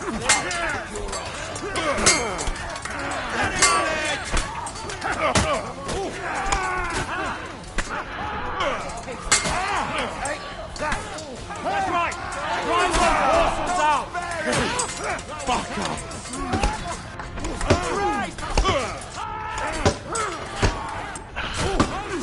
I took him down! More coming!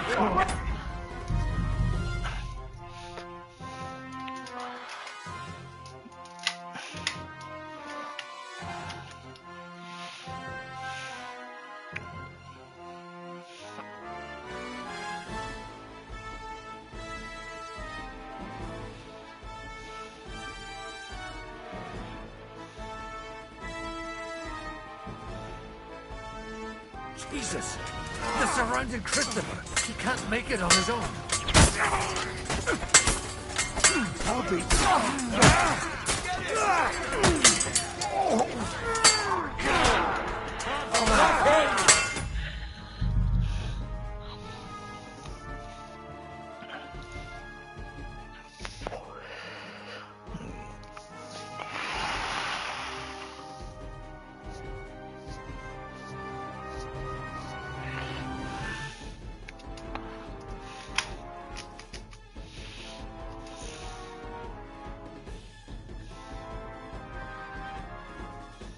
Jesus!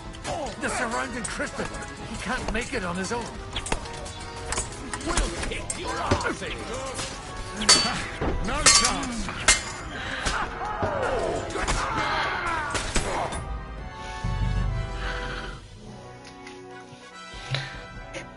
อ่อนชิบหาย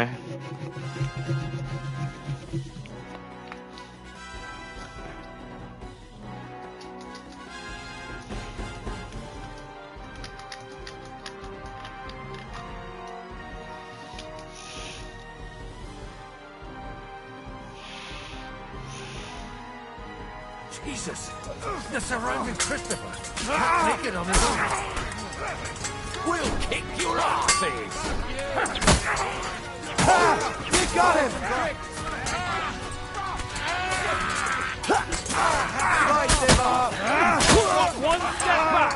Stand your ground!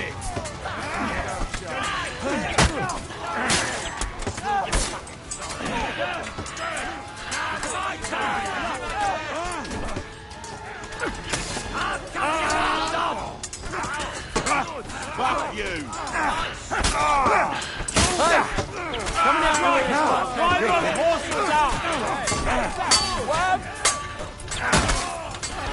Stand up for this.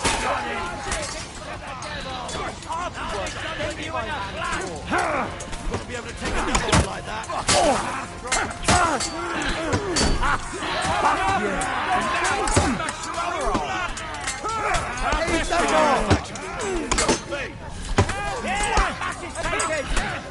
You're dead, bastard!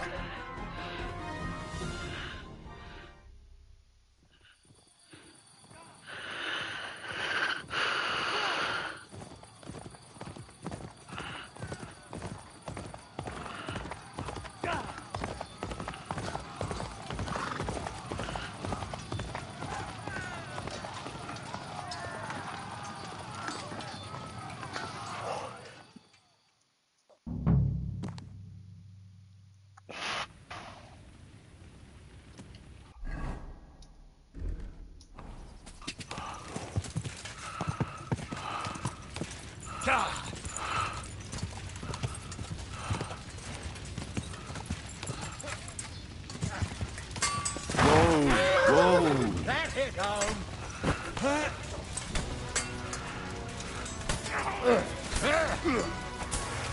Oh, you led him on nicely! Do it! Hey, get him! Oh, good strike. Hitting on the head. He's had it. Your ass off.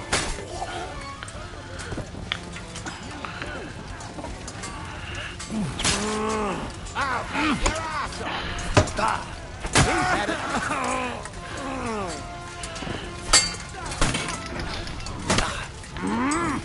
You'll be fucking sorry. You won't get that. You've got him.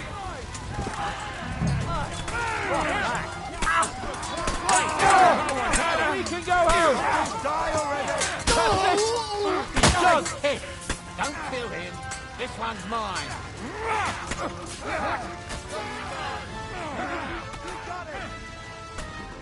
We're done here, Horsens.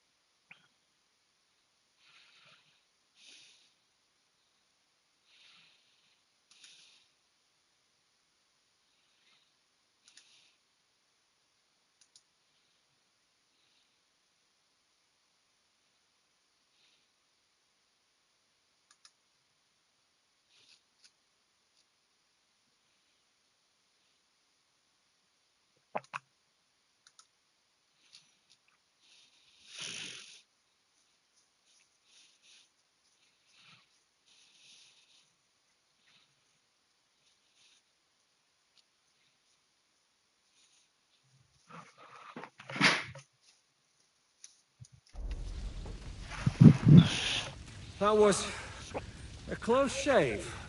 A little too close. Fuck me. Did my eyes deceive me? Henry! Godwin! How did you get... Damn. I can't tell you how happy I am to see you. You turned up at just the right moment. Is everyone all right? Well, some are, some aren't. They captured Odorin, Kunstad and Rutard. And they took Alder and Conrad of Vector away too. They wanted to slay the rest like dogs. What about my father?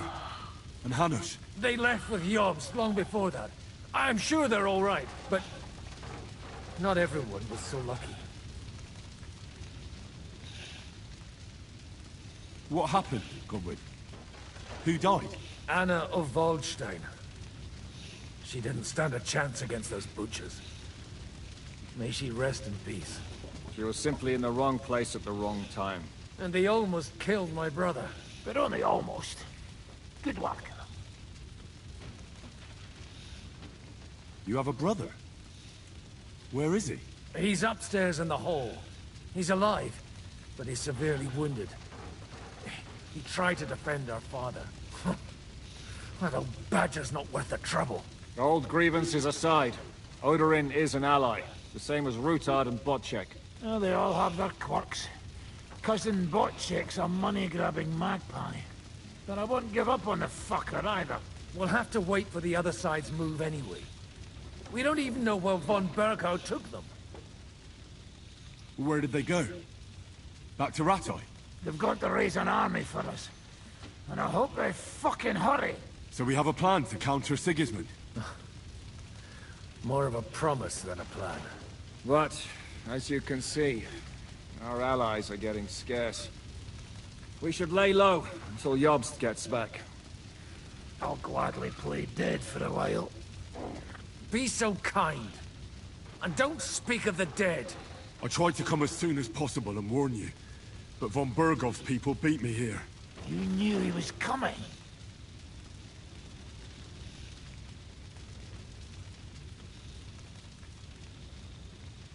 I was standing a few steps from von Aulitz when he told Sigismund I was pouring them wine, and had to listen to how Sigismund was going to give him Raborsch. It was a horrible feeling. Not being able to do anything about it. And what could you possibly do? Kill them. Both of them. My fingers would itch too. Was there any knife lying around? Or at least a fork? Do you know what that would cause? The war would end. But at what cost? After Sigismund's death, his army would be cut loose. They'd ransack the city and kill anyone in their way. Do you like watching those foreigner dogs rampaging around and slaughtering innocents? Who else has to die before we do something about it? Tell us about it. We were neck-deep in corpses before you bothered to turn up. Well, not you. Fuck you, Jan. I'd trade places with you in a heartbeat. Trust me. We've lost a lot of allies. We'll have trouble finding new ones. They'll be afraid to even peep against Sigismund. What? Are you surprised? Look around. Sigismund showed everyone what's coming for all who resist him.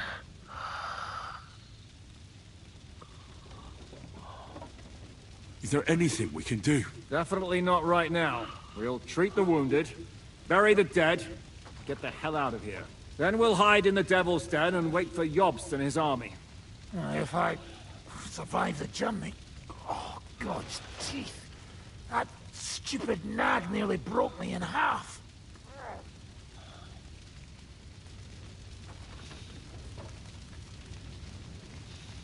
The king announced one more thing at the council.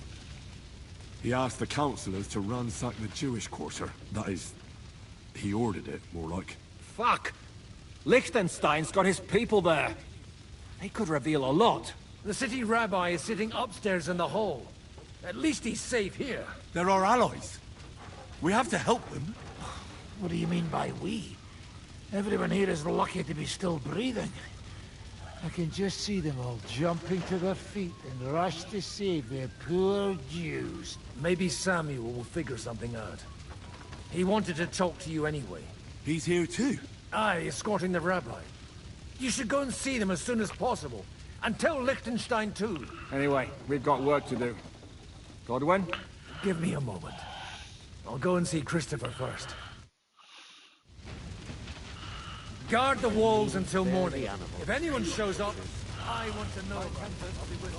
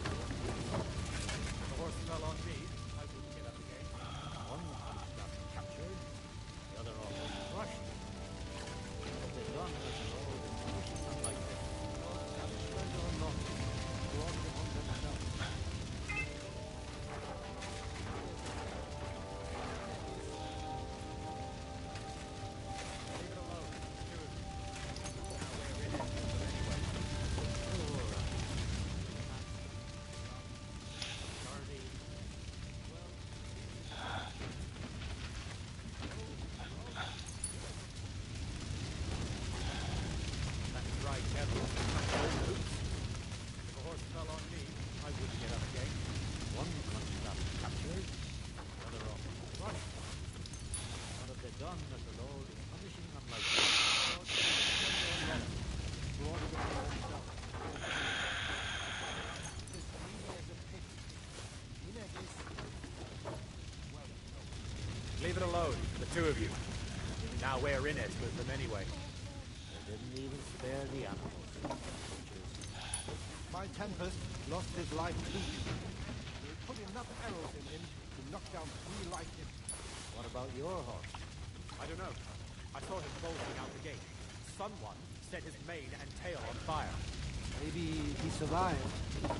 Maybe he'll come back. Or maybe the crows are feasting on him already. Poor animal. Handsome, young, sturdy. Well, at least it was over quick. Though he almost took Hinnek of Kunstad. Damn. That dry devil is as tough as old boots. If a horse fell on me, I wouldn't get up again. One Kunstad captured, the other almost crushed. What have they done that the Lord is punishing them like this? God's punishment or not, brought it upon themselves. Watch. He's as greedy as a pig. Hinnek is... well, no. Leave it alone, the two of you. Now we're in it with them anyway. Poor animal. Handsome, young, sturdy. Well, at least it was over quick. Though he almost took Hinnek of Kunstad. That dry devil is as tough as old boots. If a horse fell on me, I wouldn't get up again. One Kunstad captured, the other almost crushed. What have they done that the Lord is punishing them like this? God's punishment or not, brought it upon themselves. Watch it. He's as greedy as a pig. Hinnek is... Leave it alone, the two of you. Now we're in it with them anyway. Didn't even spare the animal. My Tempest lost his life too. They put enough arrows in him to knock down 3 like him. We have to take care of the Yes. The best thing we can do is keep doing our work. What if the old lord doesn't come back? Then we'll have a young. He's not a little boy anymore. Soon he'll get married and have a fun time. We can only hope.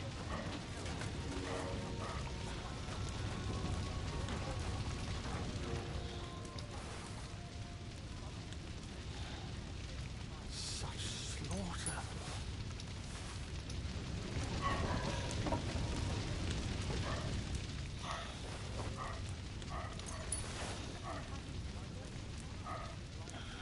This is a nightmare.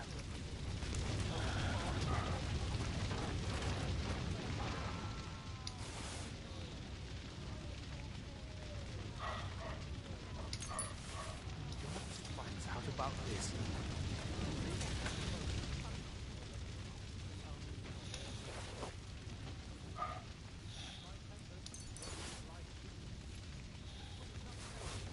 Jesus Christ.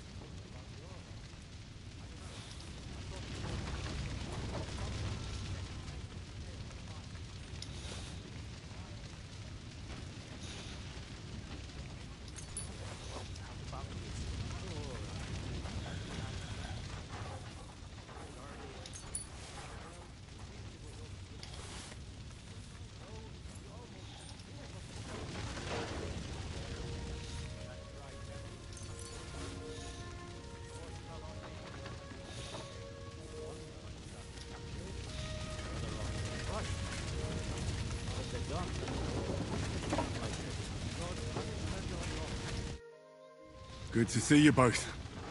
Alive. Oh, come on. You know, I've walked out of much worse scrapes laughing. They could well have killed us all. If it hadn't been for you, Henry, von Berkhoff could have caused a lot more harm.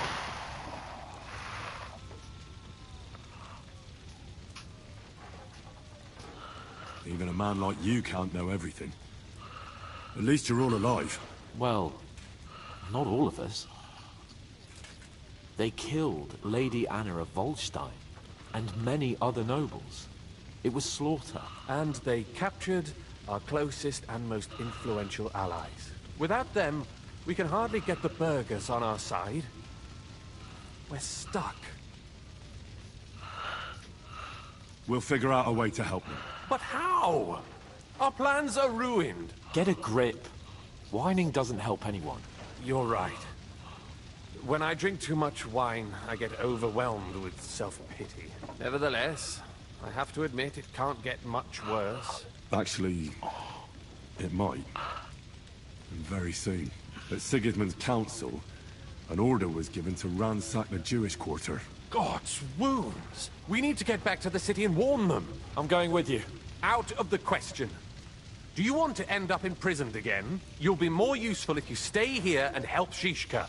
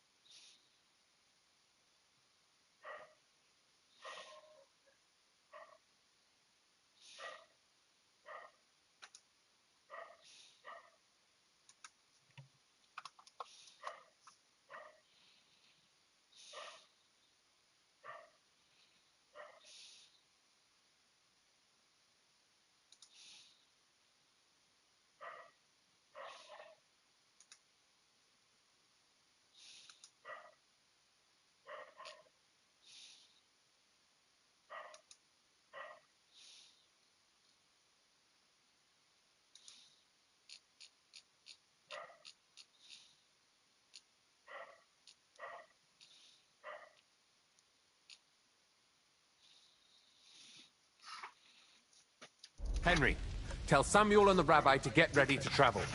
I'll try to get someone else to join. When Jobst finds out about... What do you make of this Brabant fellow? He's unquestionably a remarkable knight, that Vaseline. He rambles on a lot, though. My head nearly burst listening to him sometimes. Although it was better than being stuck there alone. Otherwise, he seems to me like a bold and worldly gentleman, if a little obsessed with wealth. I honestly can't stand him. He's as full of tales as an old fishwife, and half of them sound very unlikely indeed.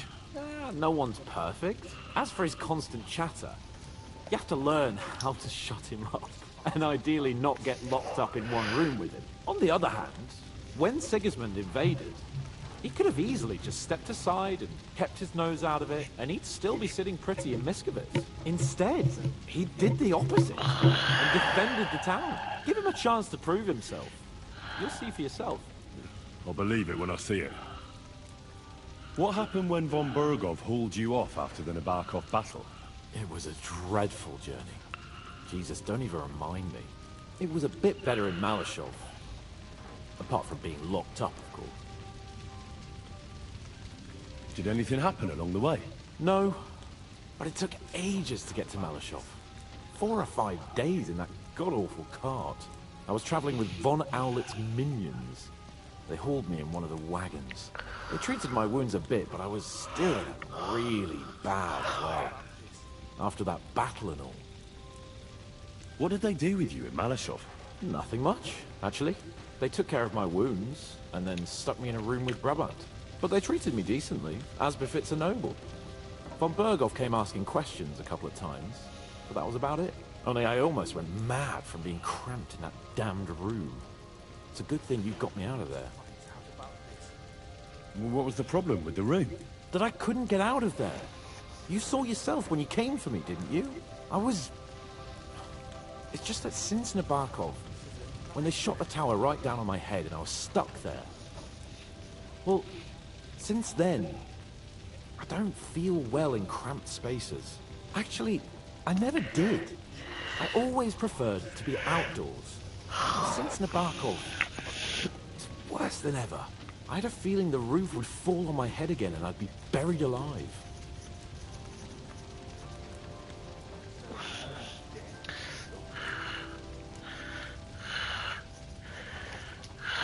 They didn't let you out at all? But you were in that room for ages. No. They let us walk around the fortress a bit. We even went out for a ride twice, but they watched us like hawks. Not a chance of escape. But most of the time we were in that room.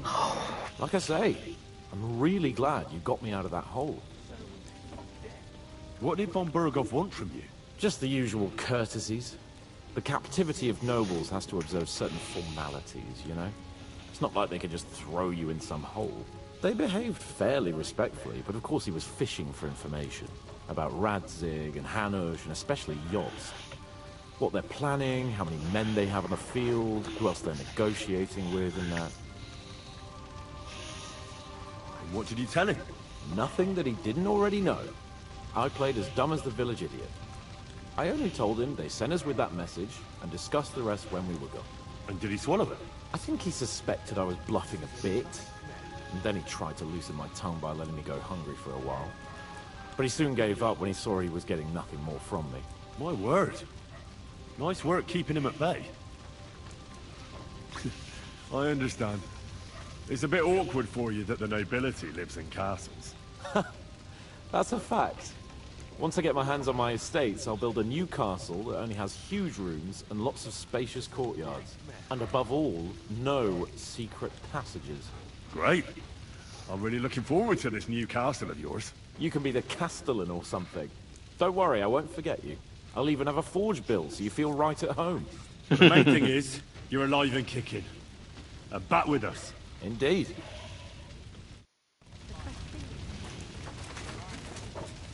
Maybe he'll come back. Or maybe the crows are feasting on him already. They didn't even spare the animals.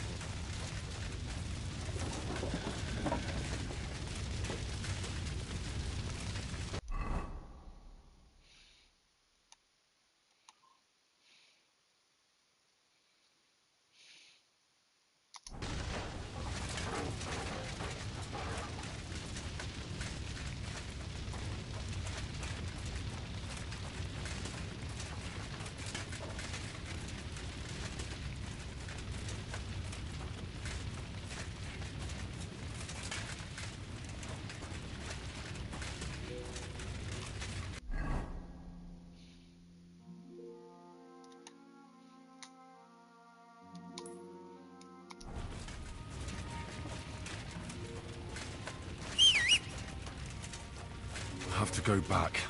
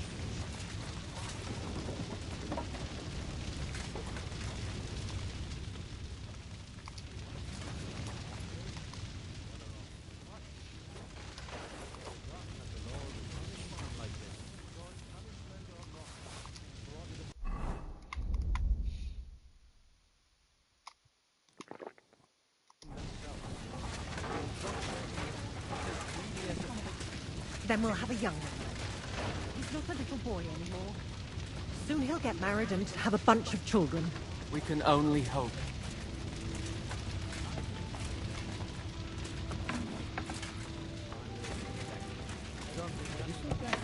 Disrespectful. They must have been surprised too. They were only going after Odorin. The devil knows what they were after. Maybe someone.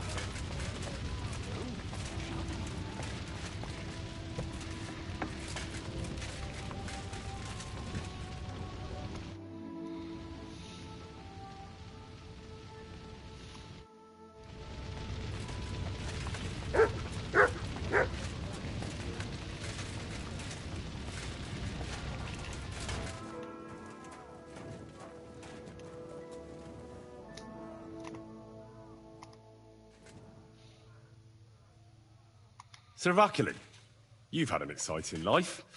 Tell me some stories. Bien sûr. Your interest is gratifying and quite understandable. Where does the name Brabant come from? That is simple.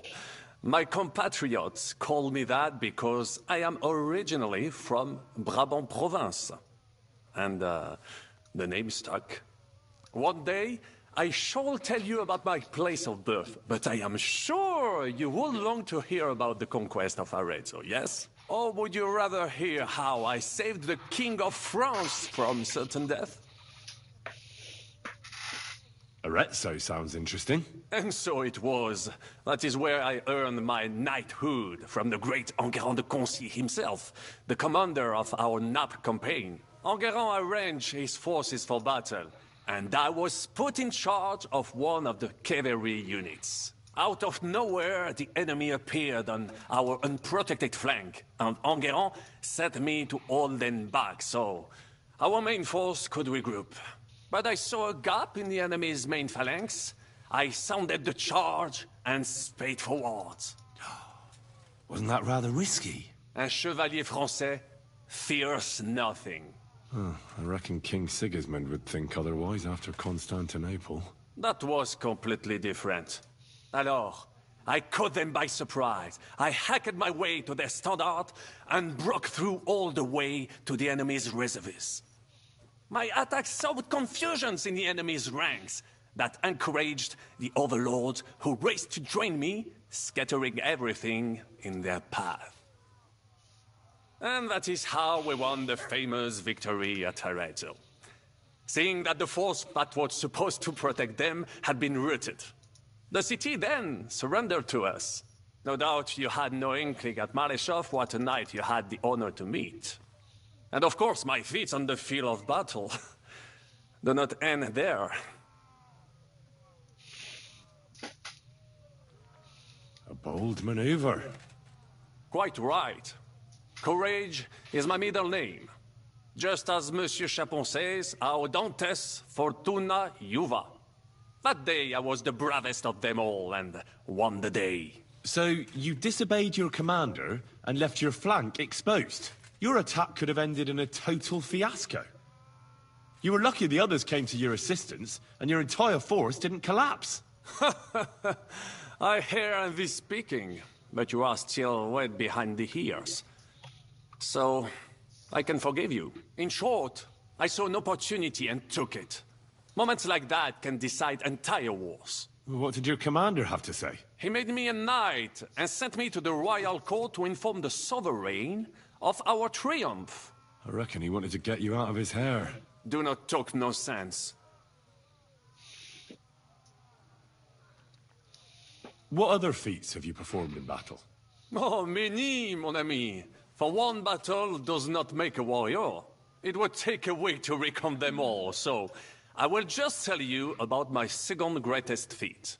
On the Italian field, we faced John Hawkwood, a ruthless Englishman and a fearsome warrior. Surrounded, we were at his mercy.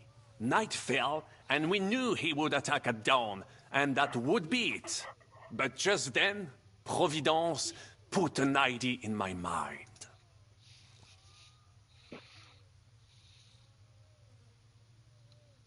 Did you set some kind of trap? You could say so. Unobserved, I mounted my horse and set off to find help. And, La Dame Chance was exceedingly kind to me that day. As I rode away, by chance, I stepped it off of our horses. Thinking we were trying to break through, Les Anglais went to head them off. But while the English were occupied with my Marseille, our units managed to flee. I saved many men from certain death that night, and many lords from the disgrace of capture. Needless to say, I was generously rewarded for my valor. That is indeed incredible. But you were just trying to flee, weren't you?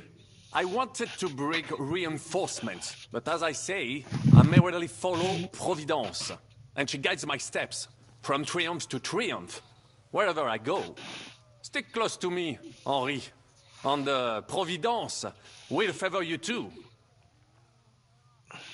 How did you save the King of France? With Providence as my guide, mon ami, I came to the court from the field of battle to bring news of our victory, because, and remember this, the bearer of good news is always rewarded and cherished. But the king was in a bad mood and did not wish to be disturbed.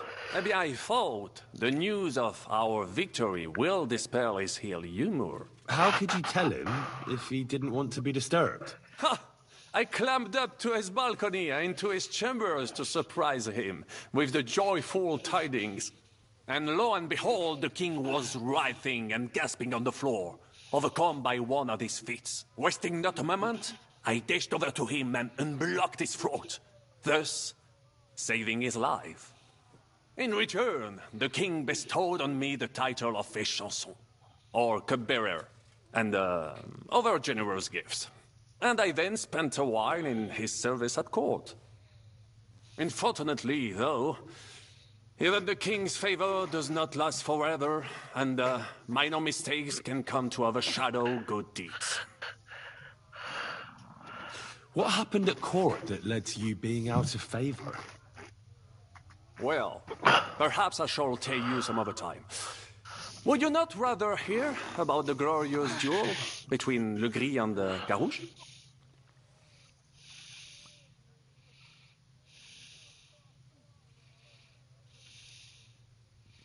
Tell me what happened at court that caused you to lose favor.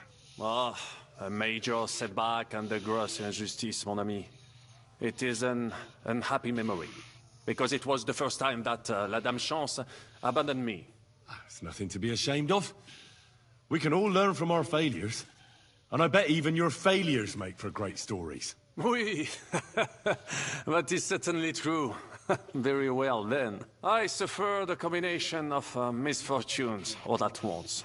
But bad luck in business and on a hunt were the worst of all. Luckery and Cargouche. Sounds like a pair of jesters. En aucun cas.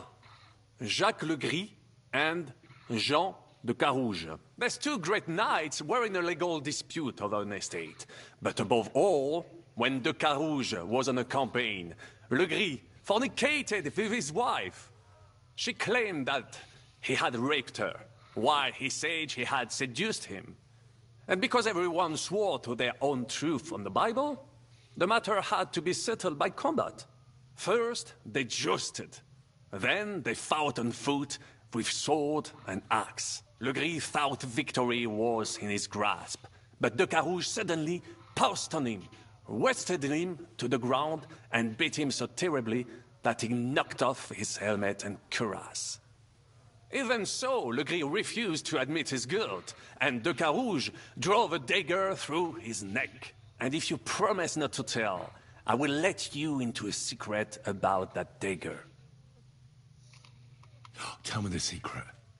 I promise I'll keep it to myself. Bien. As I say, de Carouge killed Le Gris with a dagger. And I found that dagger in the mud after the duel. A blessed blade, an instrument of divine justice.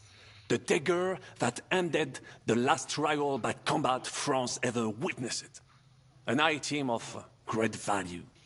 So, I had several copies made and sold them to rich French noblemen. That is how I first came into wealth. And I used the coin to buy the horse and armor I needed to set off in pursuit of glory in battle. That's fraud. You need to be more enterprising, mon ami. Where you see fraud, I saw an opportunity. It was one of the greatest things I ever saw, and I have seen a lot. Believe me, half of France came to watch, including the king himself, who then banned trial by combat in France forever. I later told the story to anyone who was interested.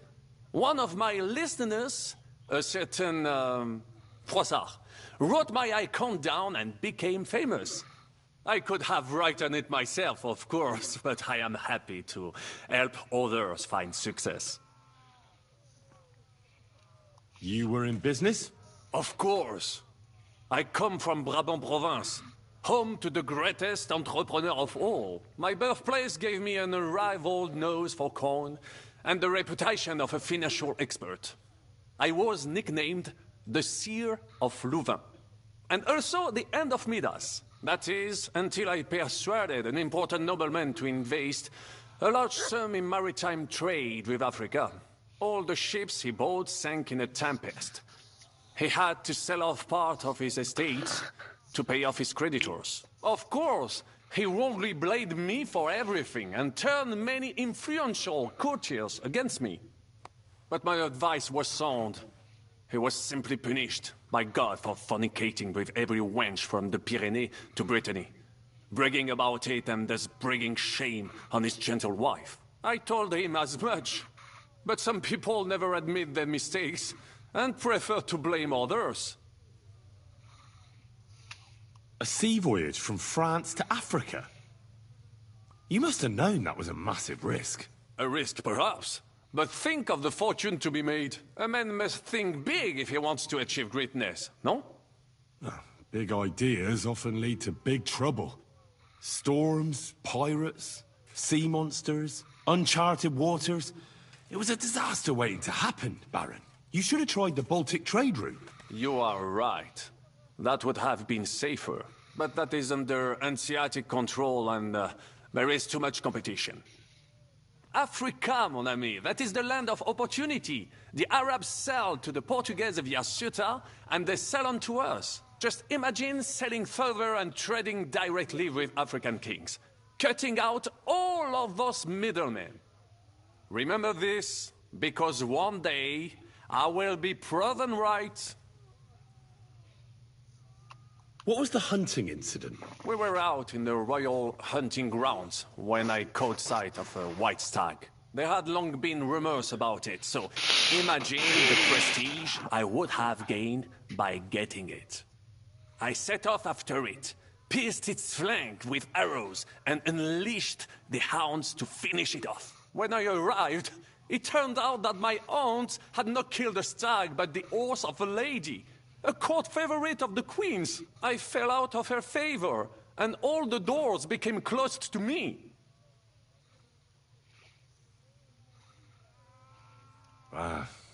You were damned unlucky. But that could have happened to anyone, couldn't it? Quite right.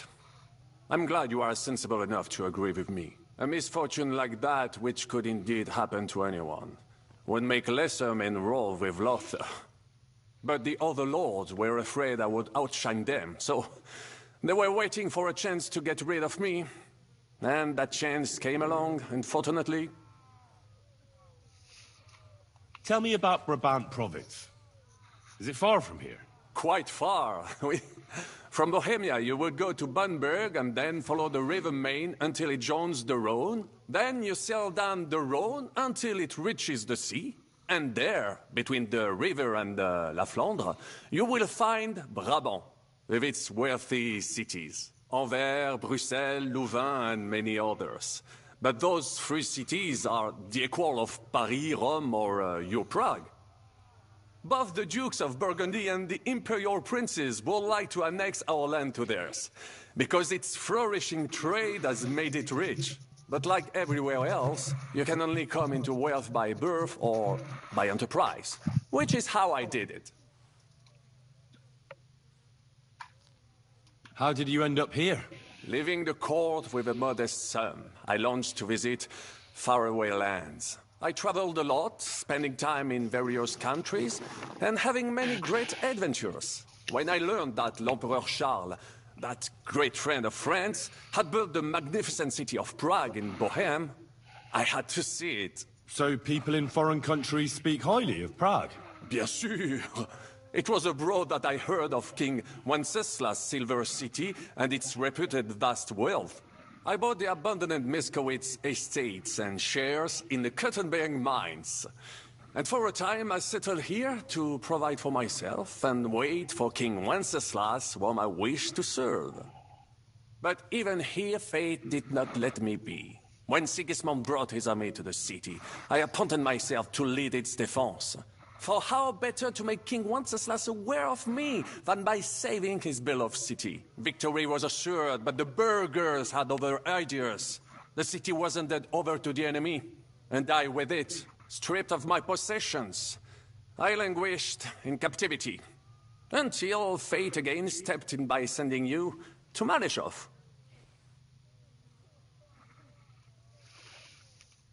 Sir Vaclin, I'm surprised how well you speak our language. Where did you learn it? Where do you think? Here, of course. Ce n'était même pas difficile. Perhaps I have already mentioned that I am guided by Providence? She endowed me with many talents. Mastery of language among them. I can communicate almost everywhere in a word, and learn every new tongue in a trice. I now speak French, German, Italian, Latin, Hungarian, and Czech. Some English, though that is only a necessary evil. Thanks for sharing your stories with me, Sir Vaclin. What do you think of our band of outcasts? Well, I cannot say I expected to end up in this kind of company. I am more used to royal courts, or at least wealthy burghers. But a man must accept his destiny as it comes. What do you think of Zizka? Le Chevalier Jan? Well, he's not doing badly for a minor nobleman, but I think he will never be accepted among the higher nobles and knights. That takes a lot more. Mark my words.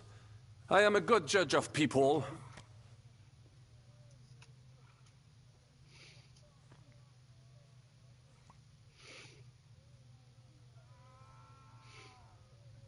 I can't get Catherine out of my head. I don't understand her. I'm sure you have more experience of love than me. What do you make of her? Why is she with us? Ah, you're right.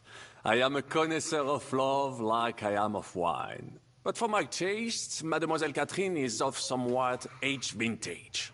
Though, I have to admit she's full-bodied and fragrant. That's not really what I meant. Why is a woman like her with us? Là est la question. I had the feeling something terrible happened to her in the past. So do I. But what? I have no idea. But she is fond of you, if you ask me. Try asking her, and maybe something will come of it. L'amour. Oh, come on. I am a good judge of people, trust me. L'amour. What do you think of Sir Hynek? Ah, le diable sec. A capable chevalier. But I do not trust him. There is treachery in his eyes. You think so? My instinct rarely lets me down. How do you get on with Janosch and Adder? Oh, those two. Once in Kuttenberg, I also had a servant who pretended not to understand me and thought I did not understand him when he spoke German in my presence. But he was wrong. He is no longer my servant. How do you get on with Sir Hans? Oh, young Lord Chapon may be inexperienced and hot-headed at times, but he's the one of the few here who knows how to play chess. And I have a great respect for chess players. Needless to say, he has not managed to beat me yet. Godwin and Jiska can also play. Ah, and that devil in press clothing beat me. Merde. Have you met Godwin? The priest who is very skilled with a sword. Priests should not be such good swordsmen. That is what knights like me are for. In addition, he can play chess just as well as he wields a sword. And in drinking wine, he beats even the best Frenchmen. A man of talents. Or perhaps the devil is behind it. What do you think of Kubienka? A good warrior. But he has no morals and no manners, like all mercenaries. Well, I don't think he cares much about that. And that is just the problem. How can you trust a man who does not want to be a knight? About this merry band. Tell me, how did the siege of Kuttenberg go? Ah, mon ami, poorly, poorly. But what could I do? Stand down from leading the defense like a coward? After all, I had to live up to my reputation. And at the time, it did not look hopeless at all. I thought it would be enough to stall Sigismund for a while before the Allied army arrived. And that would not have been so difficult. Only no army arrived. Précisément. The hope for a swift end melted away, and the courage of the burghers along with it. I, who fought in 5 countries, was relieved of command, arrested, and handed over to Sigismund. What other countries have you fought in? In Italy, against the English, here of course, and I will tell you about the others another time. In the meantime, however, I can pass on some of my experience to you. After all, I am not getting any younger, so it is time to pass my wisdom on to future generations. I'd like to learn. Unfortunately, I cannot right now. Come later, mon ami. I'd like to learn. Unfortunately...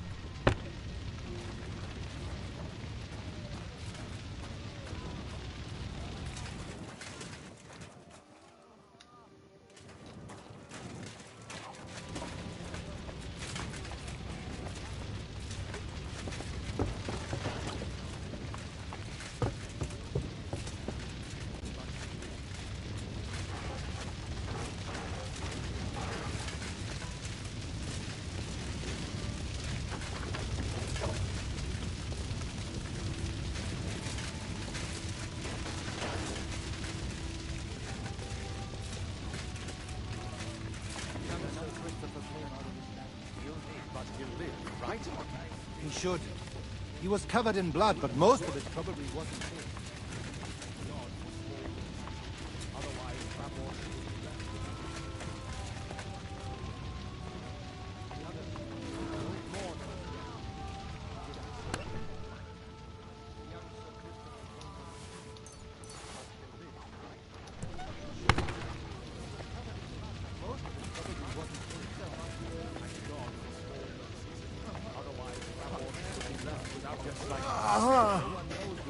Start with that. Sam, I need to have a word with you. Uh-huh. That makes 2 of us. Just tell him. You may not get another chance. I talked to Godwin. He said you know each other? What did you talk about? Me? We talked about your stepfather, Martin. Why? Neither of you knew him. It's true, I did not. But I tried many times. Remember how I stared at your sword when we first met? I recognized the Master's symbol engraved there. Well, the thing is, I am Martin's son. Jesus. Pa's son? How did... Yes, his son. That is, his bastard son.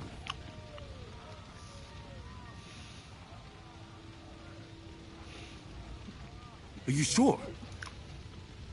We look the same age, and Martin lived with me and Ma as long as I can remember. When I was born, he was already long gone. Maybe we are not even a year apart. What does that make us, then? Nothing. Proof, perhaps, that both your god and mine have a sense of humor. You know, all my life, I thought if I did not give a shit about that man, it would be easier. But now that I know I will never see him, it troubles me that I did not get to know him.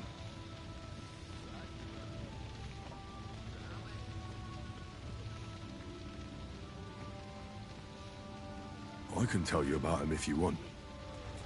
But now is not the right time. This is not the end. We have to go to Kuttenberg, now. Sigismund ordered confiscation of the property of people in the Jewish quarter. The king has approved Xere. He's no king to me. He's a fucking whoreson. What's a gazero? That is hard to explain. Nonsense. It is as clear as day. Christians set out to kill our people. Innocent and often defenseless. Ransack their houses and divide the loot. And all that with the king's blessing. This is what we were afraid of. But we did not expect Sigismund to be in such a hurry. We need to get back into the city and get the people out, quick, before it begins. Will you come with us, Henry? Every man counts. I'll come. And Liechtenstein already knows about it too. Very well. We should get going right away. Let's not waste time.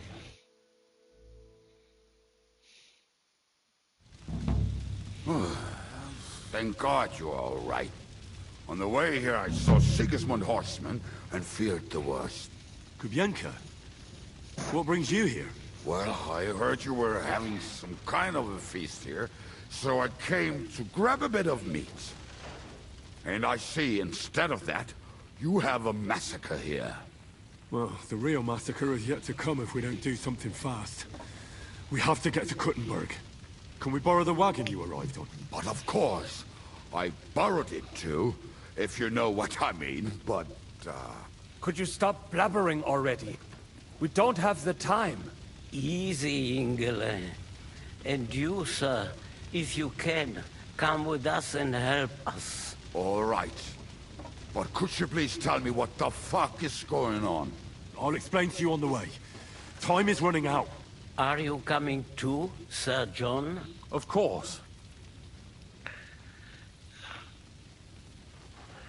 Let's go then. Baruch atah Adonai Eloheinu, melech haolam.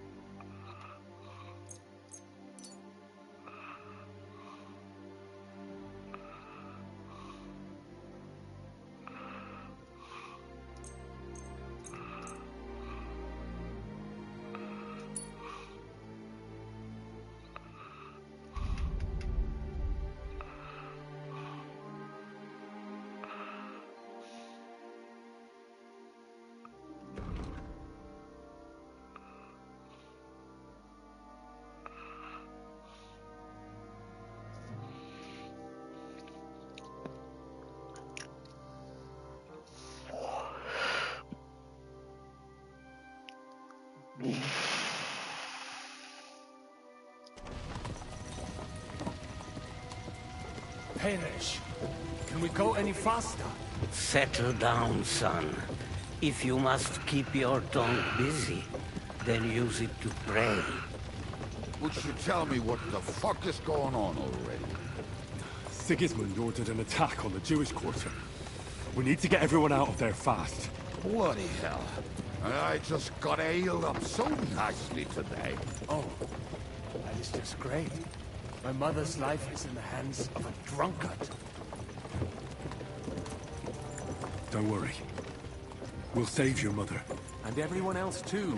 Don't forget that. You seem to care an awful lot about these people, sir. Are you surprised? It's all my fault. If they weren't helping me... That droid of Sigismund, may his name be erased, would have found some other excuse to get rid of us. Look, it's not that I don't feel sorry for you, but don't you think maybe we could make the horses go a little faster? At this pace, we won't make it there in a week. Samuel, how... What was the story with your mother and Martin? Do you really want to talk about this right now? It may be the last chance we get. We could both be dead in a while. All right. But like I said, I never actually knew Martin. He once came to Kuttenberg and fell in love with my mother. But she is the daughter of a rabbi. Obviously, she could not marry a goy. And tonight, you will see why. If you want, Mame will surely tell you more. If we can get there in time. Then we better hurry up. All right. Schnell! Schnell!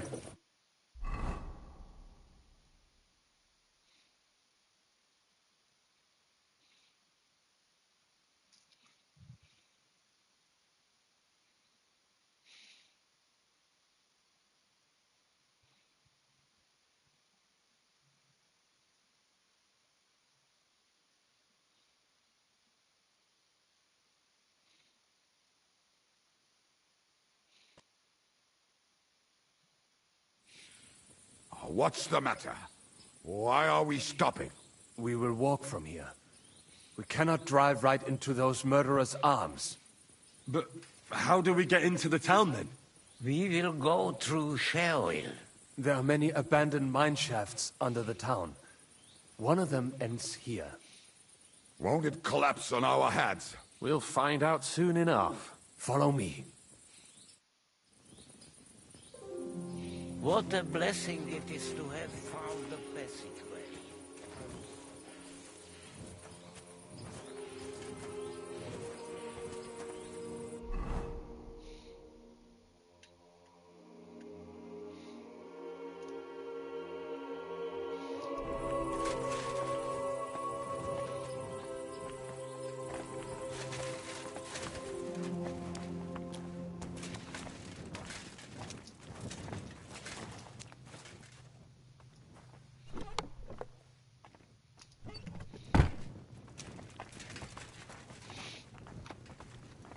Killed our savior.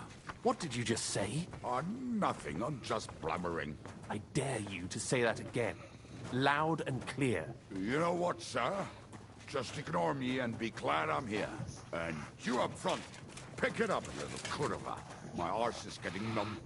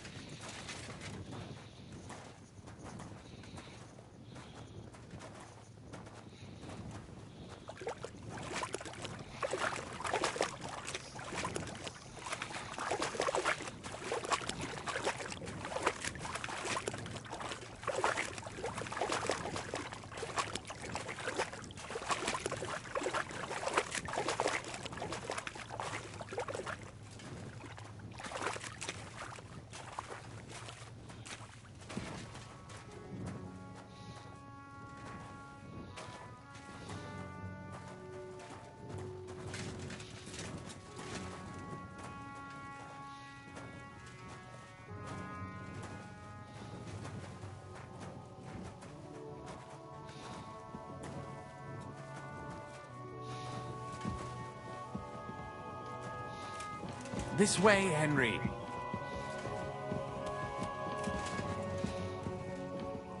Hopefully we'll find it quickly. I left a stack of my papers in the tavern. And if they fall into Sigismund's hands, people in other towns will die too. How can a few pieces of parchment be that important? And what do they contain, anyway? Nothing very pleasant for the most part. Who hates who? Who could be blackmailed with what? Who's hiding where and why? In short, nothing I can afford to lose. Hopefully everything will be all right at the tavern. My stash is locked away, and Samuel's friends are guarding the place. But who knows what the situation is like in the streets now. Are you afraid? Me? Do you have any idea how many times I've had to run from a burning town or deal with a hired assassin? More than once, I reckon. A lot more, I can tell you. But I admit, I was afraid every single time.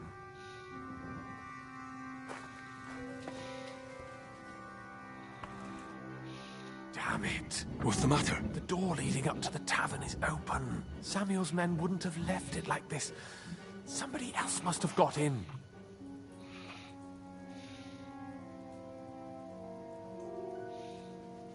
think there's someone walking up there. Go and check it out. If they took anything down here, they mustn't get out alive. I'll gather up my things in the meantime. I'll meet you outside the tavern.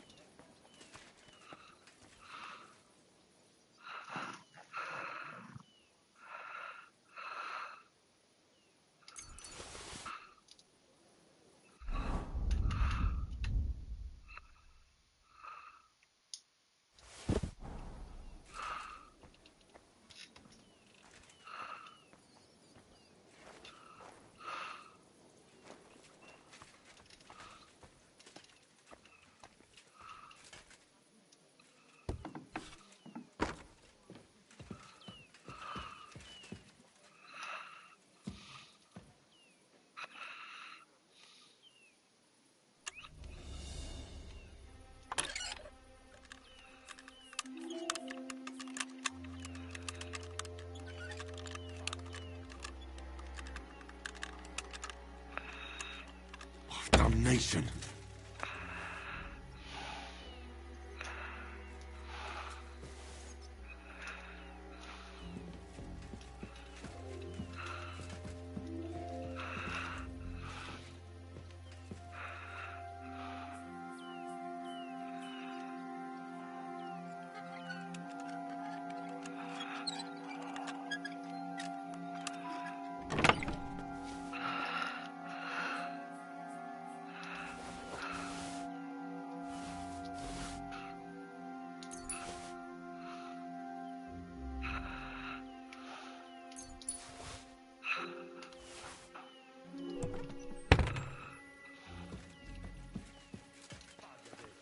Damn thing here.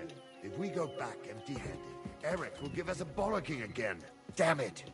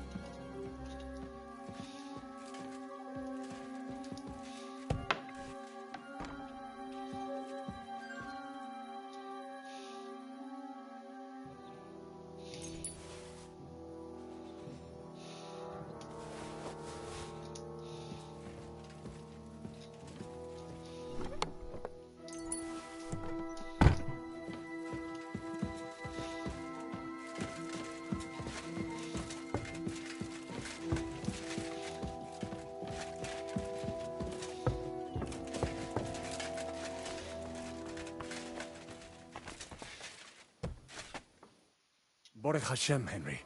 You're all right. Sam, you're back already? How does it look outside? A few of the cutthroats got in over the walls. We dealt with them, but there are more outside the gate. 4 of them were here in the tavern, too. Fortunately, they didn't take anything important. But your friends paid for it with their lives. What? I'm so sorry. If it's any consolation, Henry here has already taken care of those cutthroats. But they didn't look like they just came to the tavern by chance. Eric must have sent them. What about your mother? Is she all right? She is, thank God. I told her to get ready, and we would come for her right away. I'm really sorry about your friends. We got here too late. There was nothing you could do. Benavis Hamardes. This Eric is really pissing me off. I've never laid eyes on him, yet I cannot wait to wring his neck. There'll be plenty of time for that later. We have to go now. I'm sure Mum is waiting for us. We have to take her to the shul. You go ahead. I'll lock the tavern and block the secret passageway so no one else can get in. But sir, if any more of them come here, I can take care of myself. Now go. God be with you.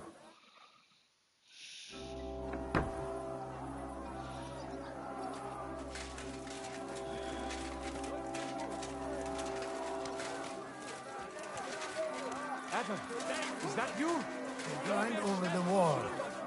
One of them must have headway. Get up. We have to get to the shul fast. Can you walk? I can't. Don't worry. I'll help you. Henry, go and get Mummy. She will be in that house on the left. Bring her here.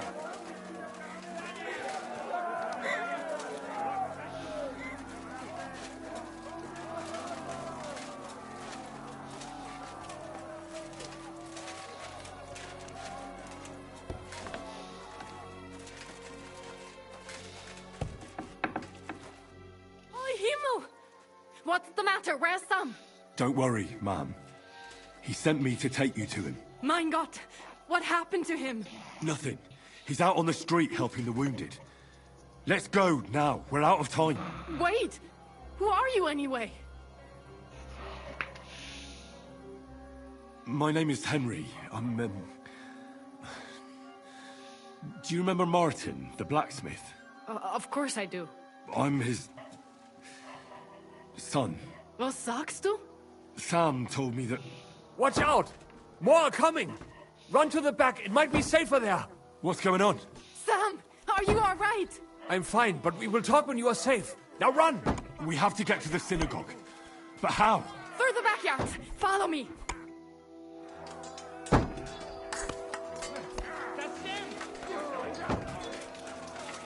Watch out! They're shooting at us! From the ramparts! Get rid of them!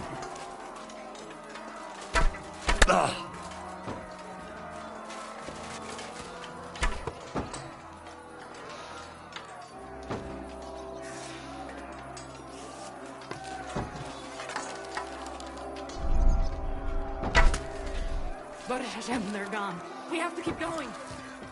Through the yards.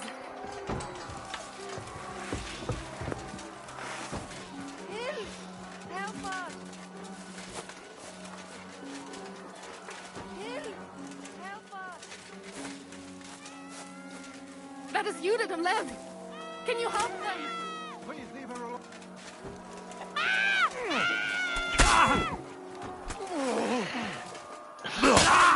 Get the fuck! I'll be done with you in a flash! Oh my God! This is vorbei.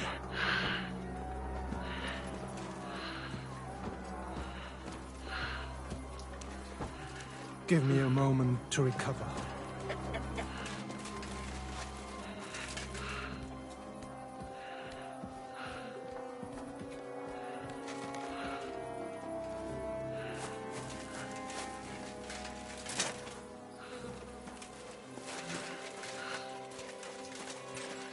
We cannot get past the wagon. We have to go this way. I'm coming in. Through the house.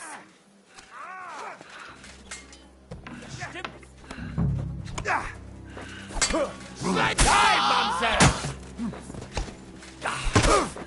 Rein Gnade!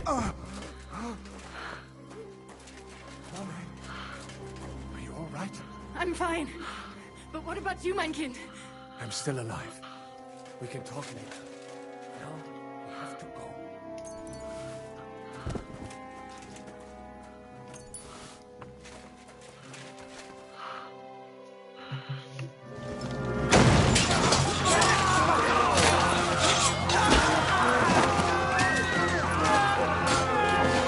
Chase them all down!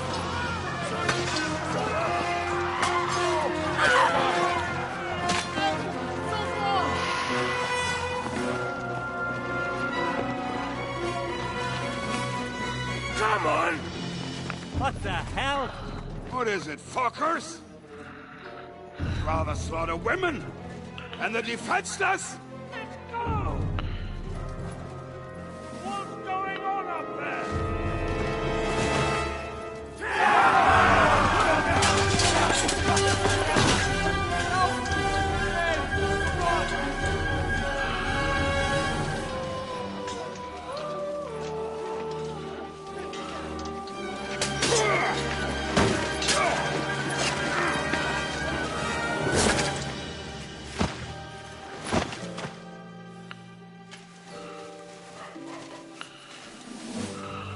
Go inside. Quick.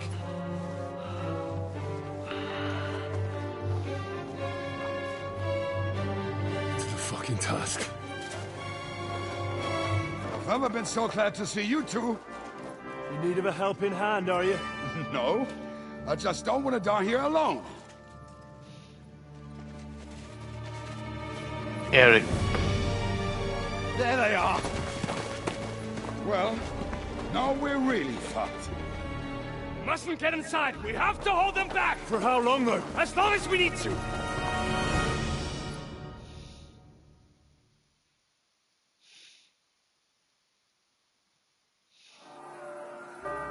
Break through! Come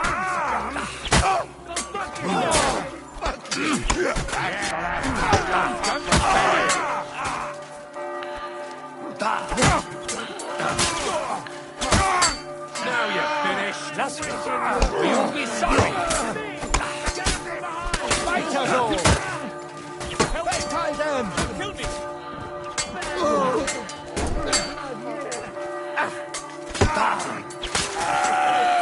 What you made of?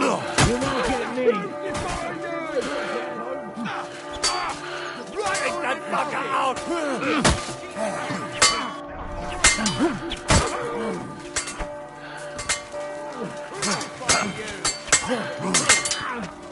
You have a schmutzig Kopf.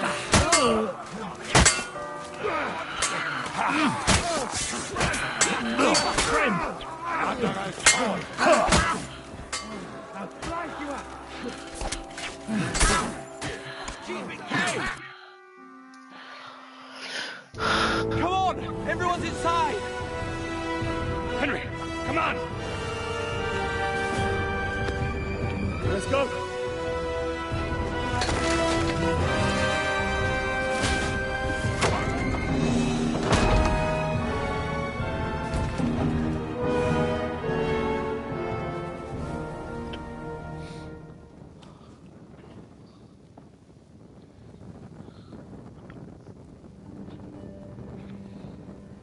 God more me.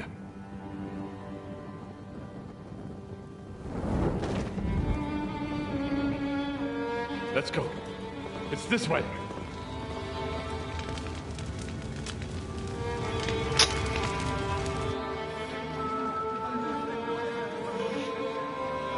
Sabır.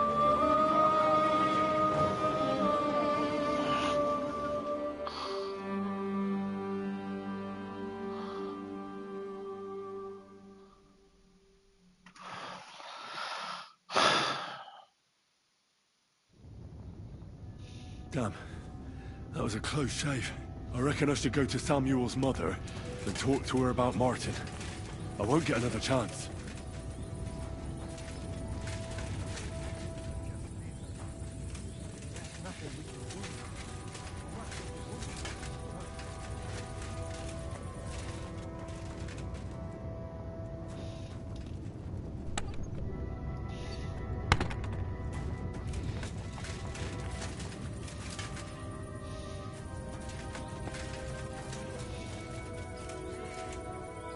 Return, O Lord. How long shalt thou be wrathful? Have compassion for thy servants. Fill us with thy mercy.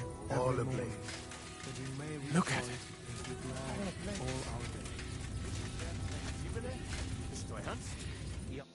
Are you alright? I almost didn't make it to you. We are all right. Bezras Hashem. But I was sure they were going to kill us. Thank you for helping us. For Pikeyech Nefesh. Unfortunately, that is all we can give you. Just our thanks. That's alright. Good luck. To you too, young man. What is your name, anyway? Henry of Skalitz. Henry, if you are ever in Colin and you need something, we will be sure to help you. Alright. I'll keep that in mind. Have a safe journey. And God be with you. Yehi rotzen milfonecha Adonai Eloheinu. Velohei avoseinu shetolichenu lesholem. Sei gesund.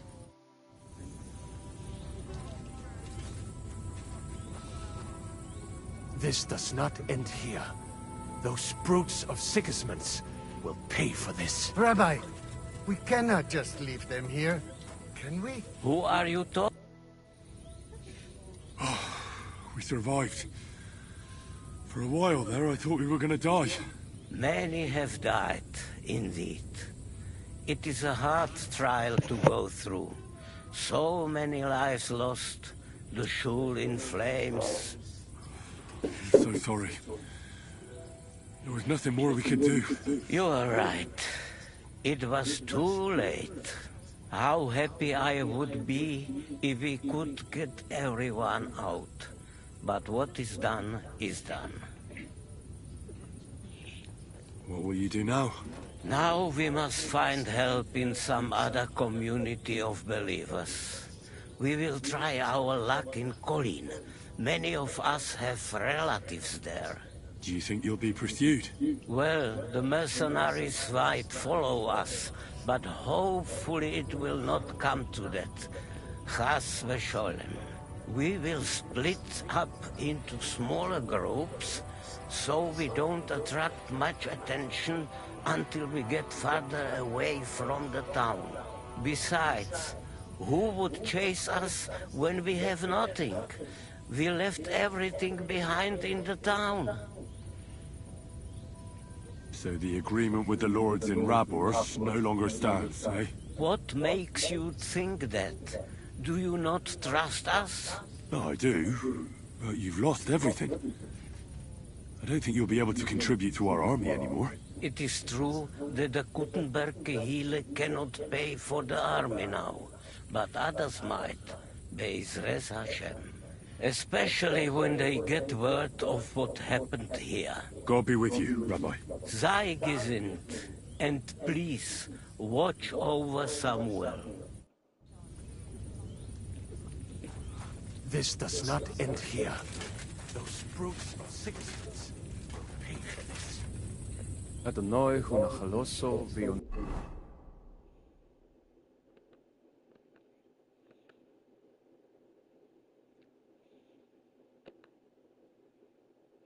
Nuach al Miskov.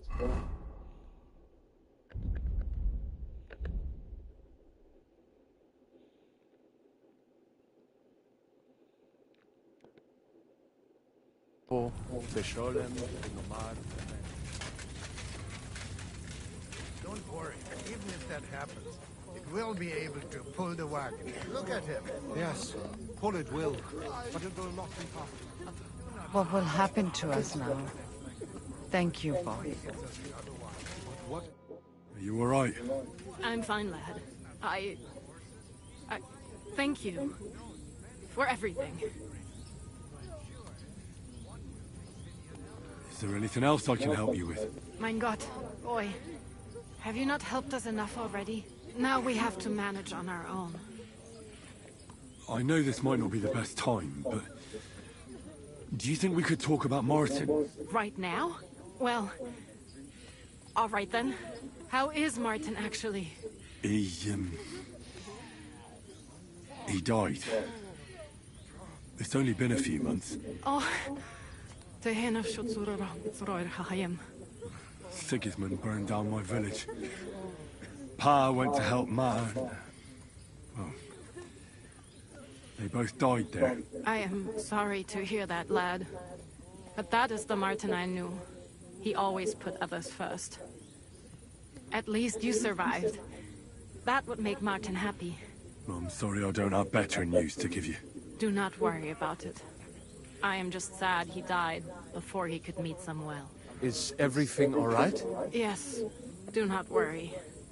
We were just talking about Martin. How did you meet Martin, if I may ask?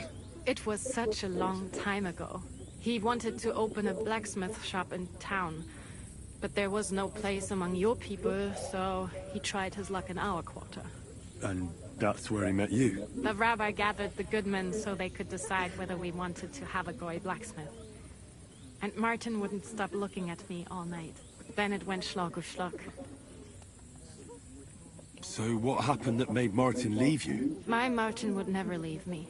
My father found out we were seeing each other and did his best to drive him away. To marry a goy is isur deoraisa, forbidden. But Martin would not give in, and we kept seeing each other, until one day I was ubore. That means pregnant. Yes. My father knew that if word got out, he would not be able to avoid the shame. So he did not miss a beat and took me out of town in secret. I did not even have time to tell Martin the news. I was gone for almost 4 years. In the meantime, my father told everyone that he had married me off. But my husband died. And he only let me come back when he was sure people had accepted it. Did Martin not go looking for you when you suddenly disappeared? People said he did go looking for me, even as far as Colin. But he did not find out anything at all. If only he had gone all the way to Prague. Even if he went to the very edge of the world, it would not have been enough. Father would have hidden me somewhere else. And what about you? Did you ever find another man after that? No. My father called me a widow, so I stayed a widow. And he didn't try to find anyone else for you? You know he did, but it never worked out. I made sure of that. And did you ever go looking for Martin? I asked around, but no one remembered anything. Or they chose not to. That was probably my father's doing too. And I could not just leave and go looking for him around the world. I had to take care of Samuel. That was the most important thing. All right. That's about it. Before you go, tell me, what was Martin like as a father? Well, he was strict with me, but not too much. Especially in the forge, he worked me hard. I dream about him quite often. About that last day and what he said to me while we were forging a sword together. He said a life of adventure can be over before it begins. And that blacksmithing might be a dull job, but I keep my head on my neck. He was absolutely right. Well, look at me now. You saved all our lives. Martin would be proud of you. He raised you well. I'm sorry to keep you this long, but...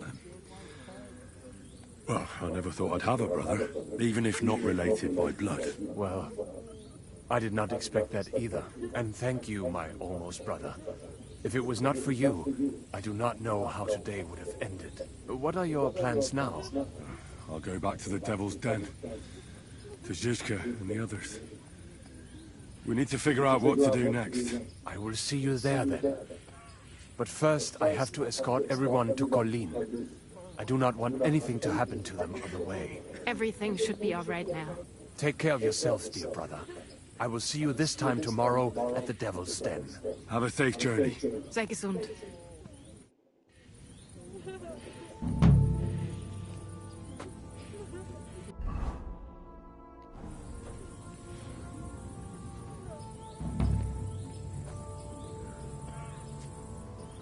This does not end here.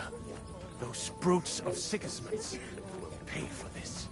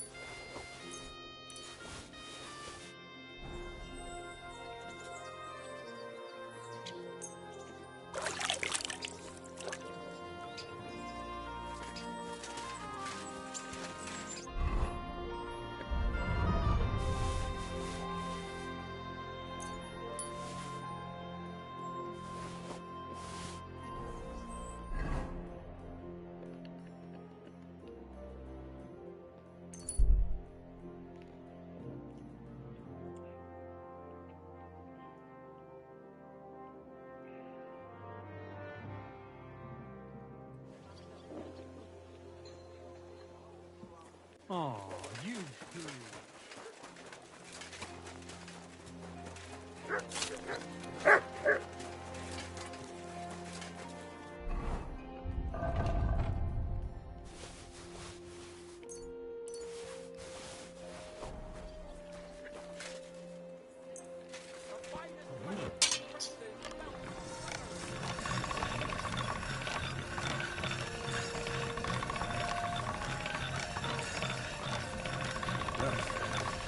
Can't get any better than this.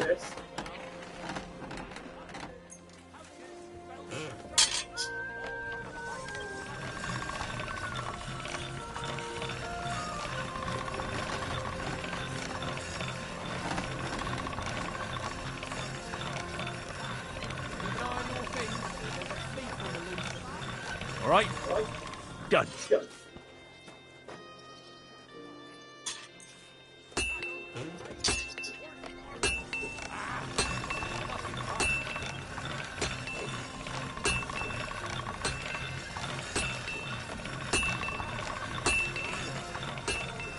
That's one sharp blade.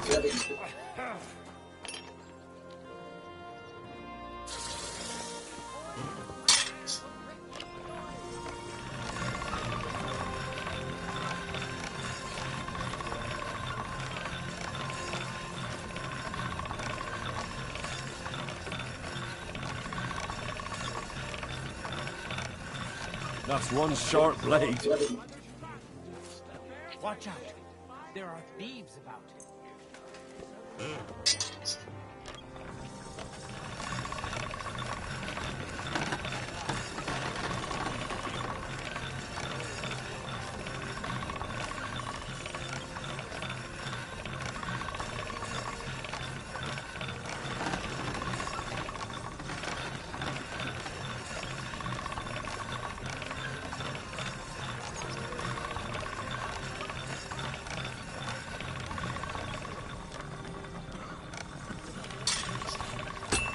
That's one sharp blade.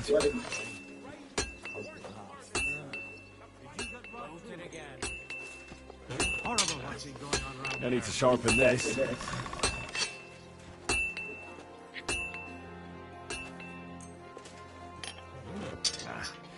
This is sharp enough as it is.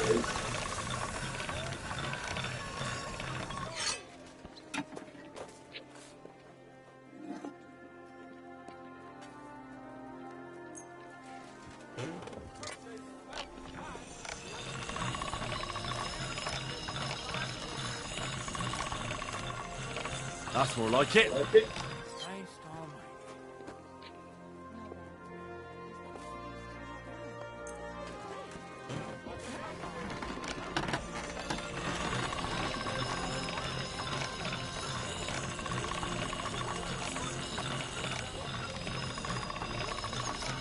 That's one sharp blade.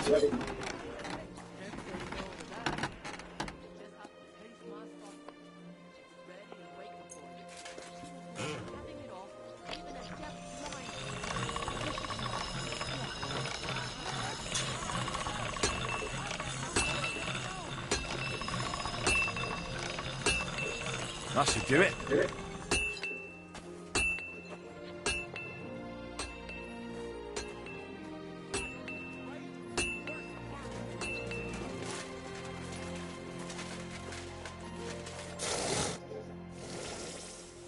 What do you have for sale?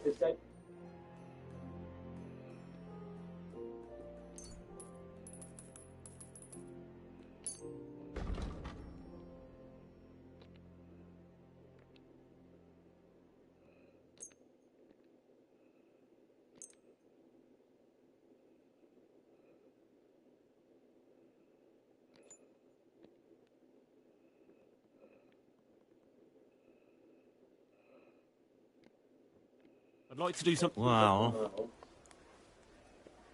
Aye. And come again.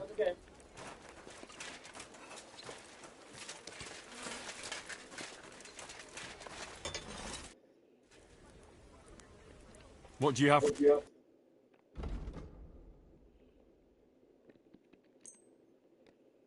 Word about the... Aye. I was glad to be of help to you, good sir.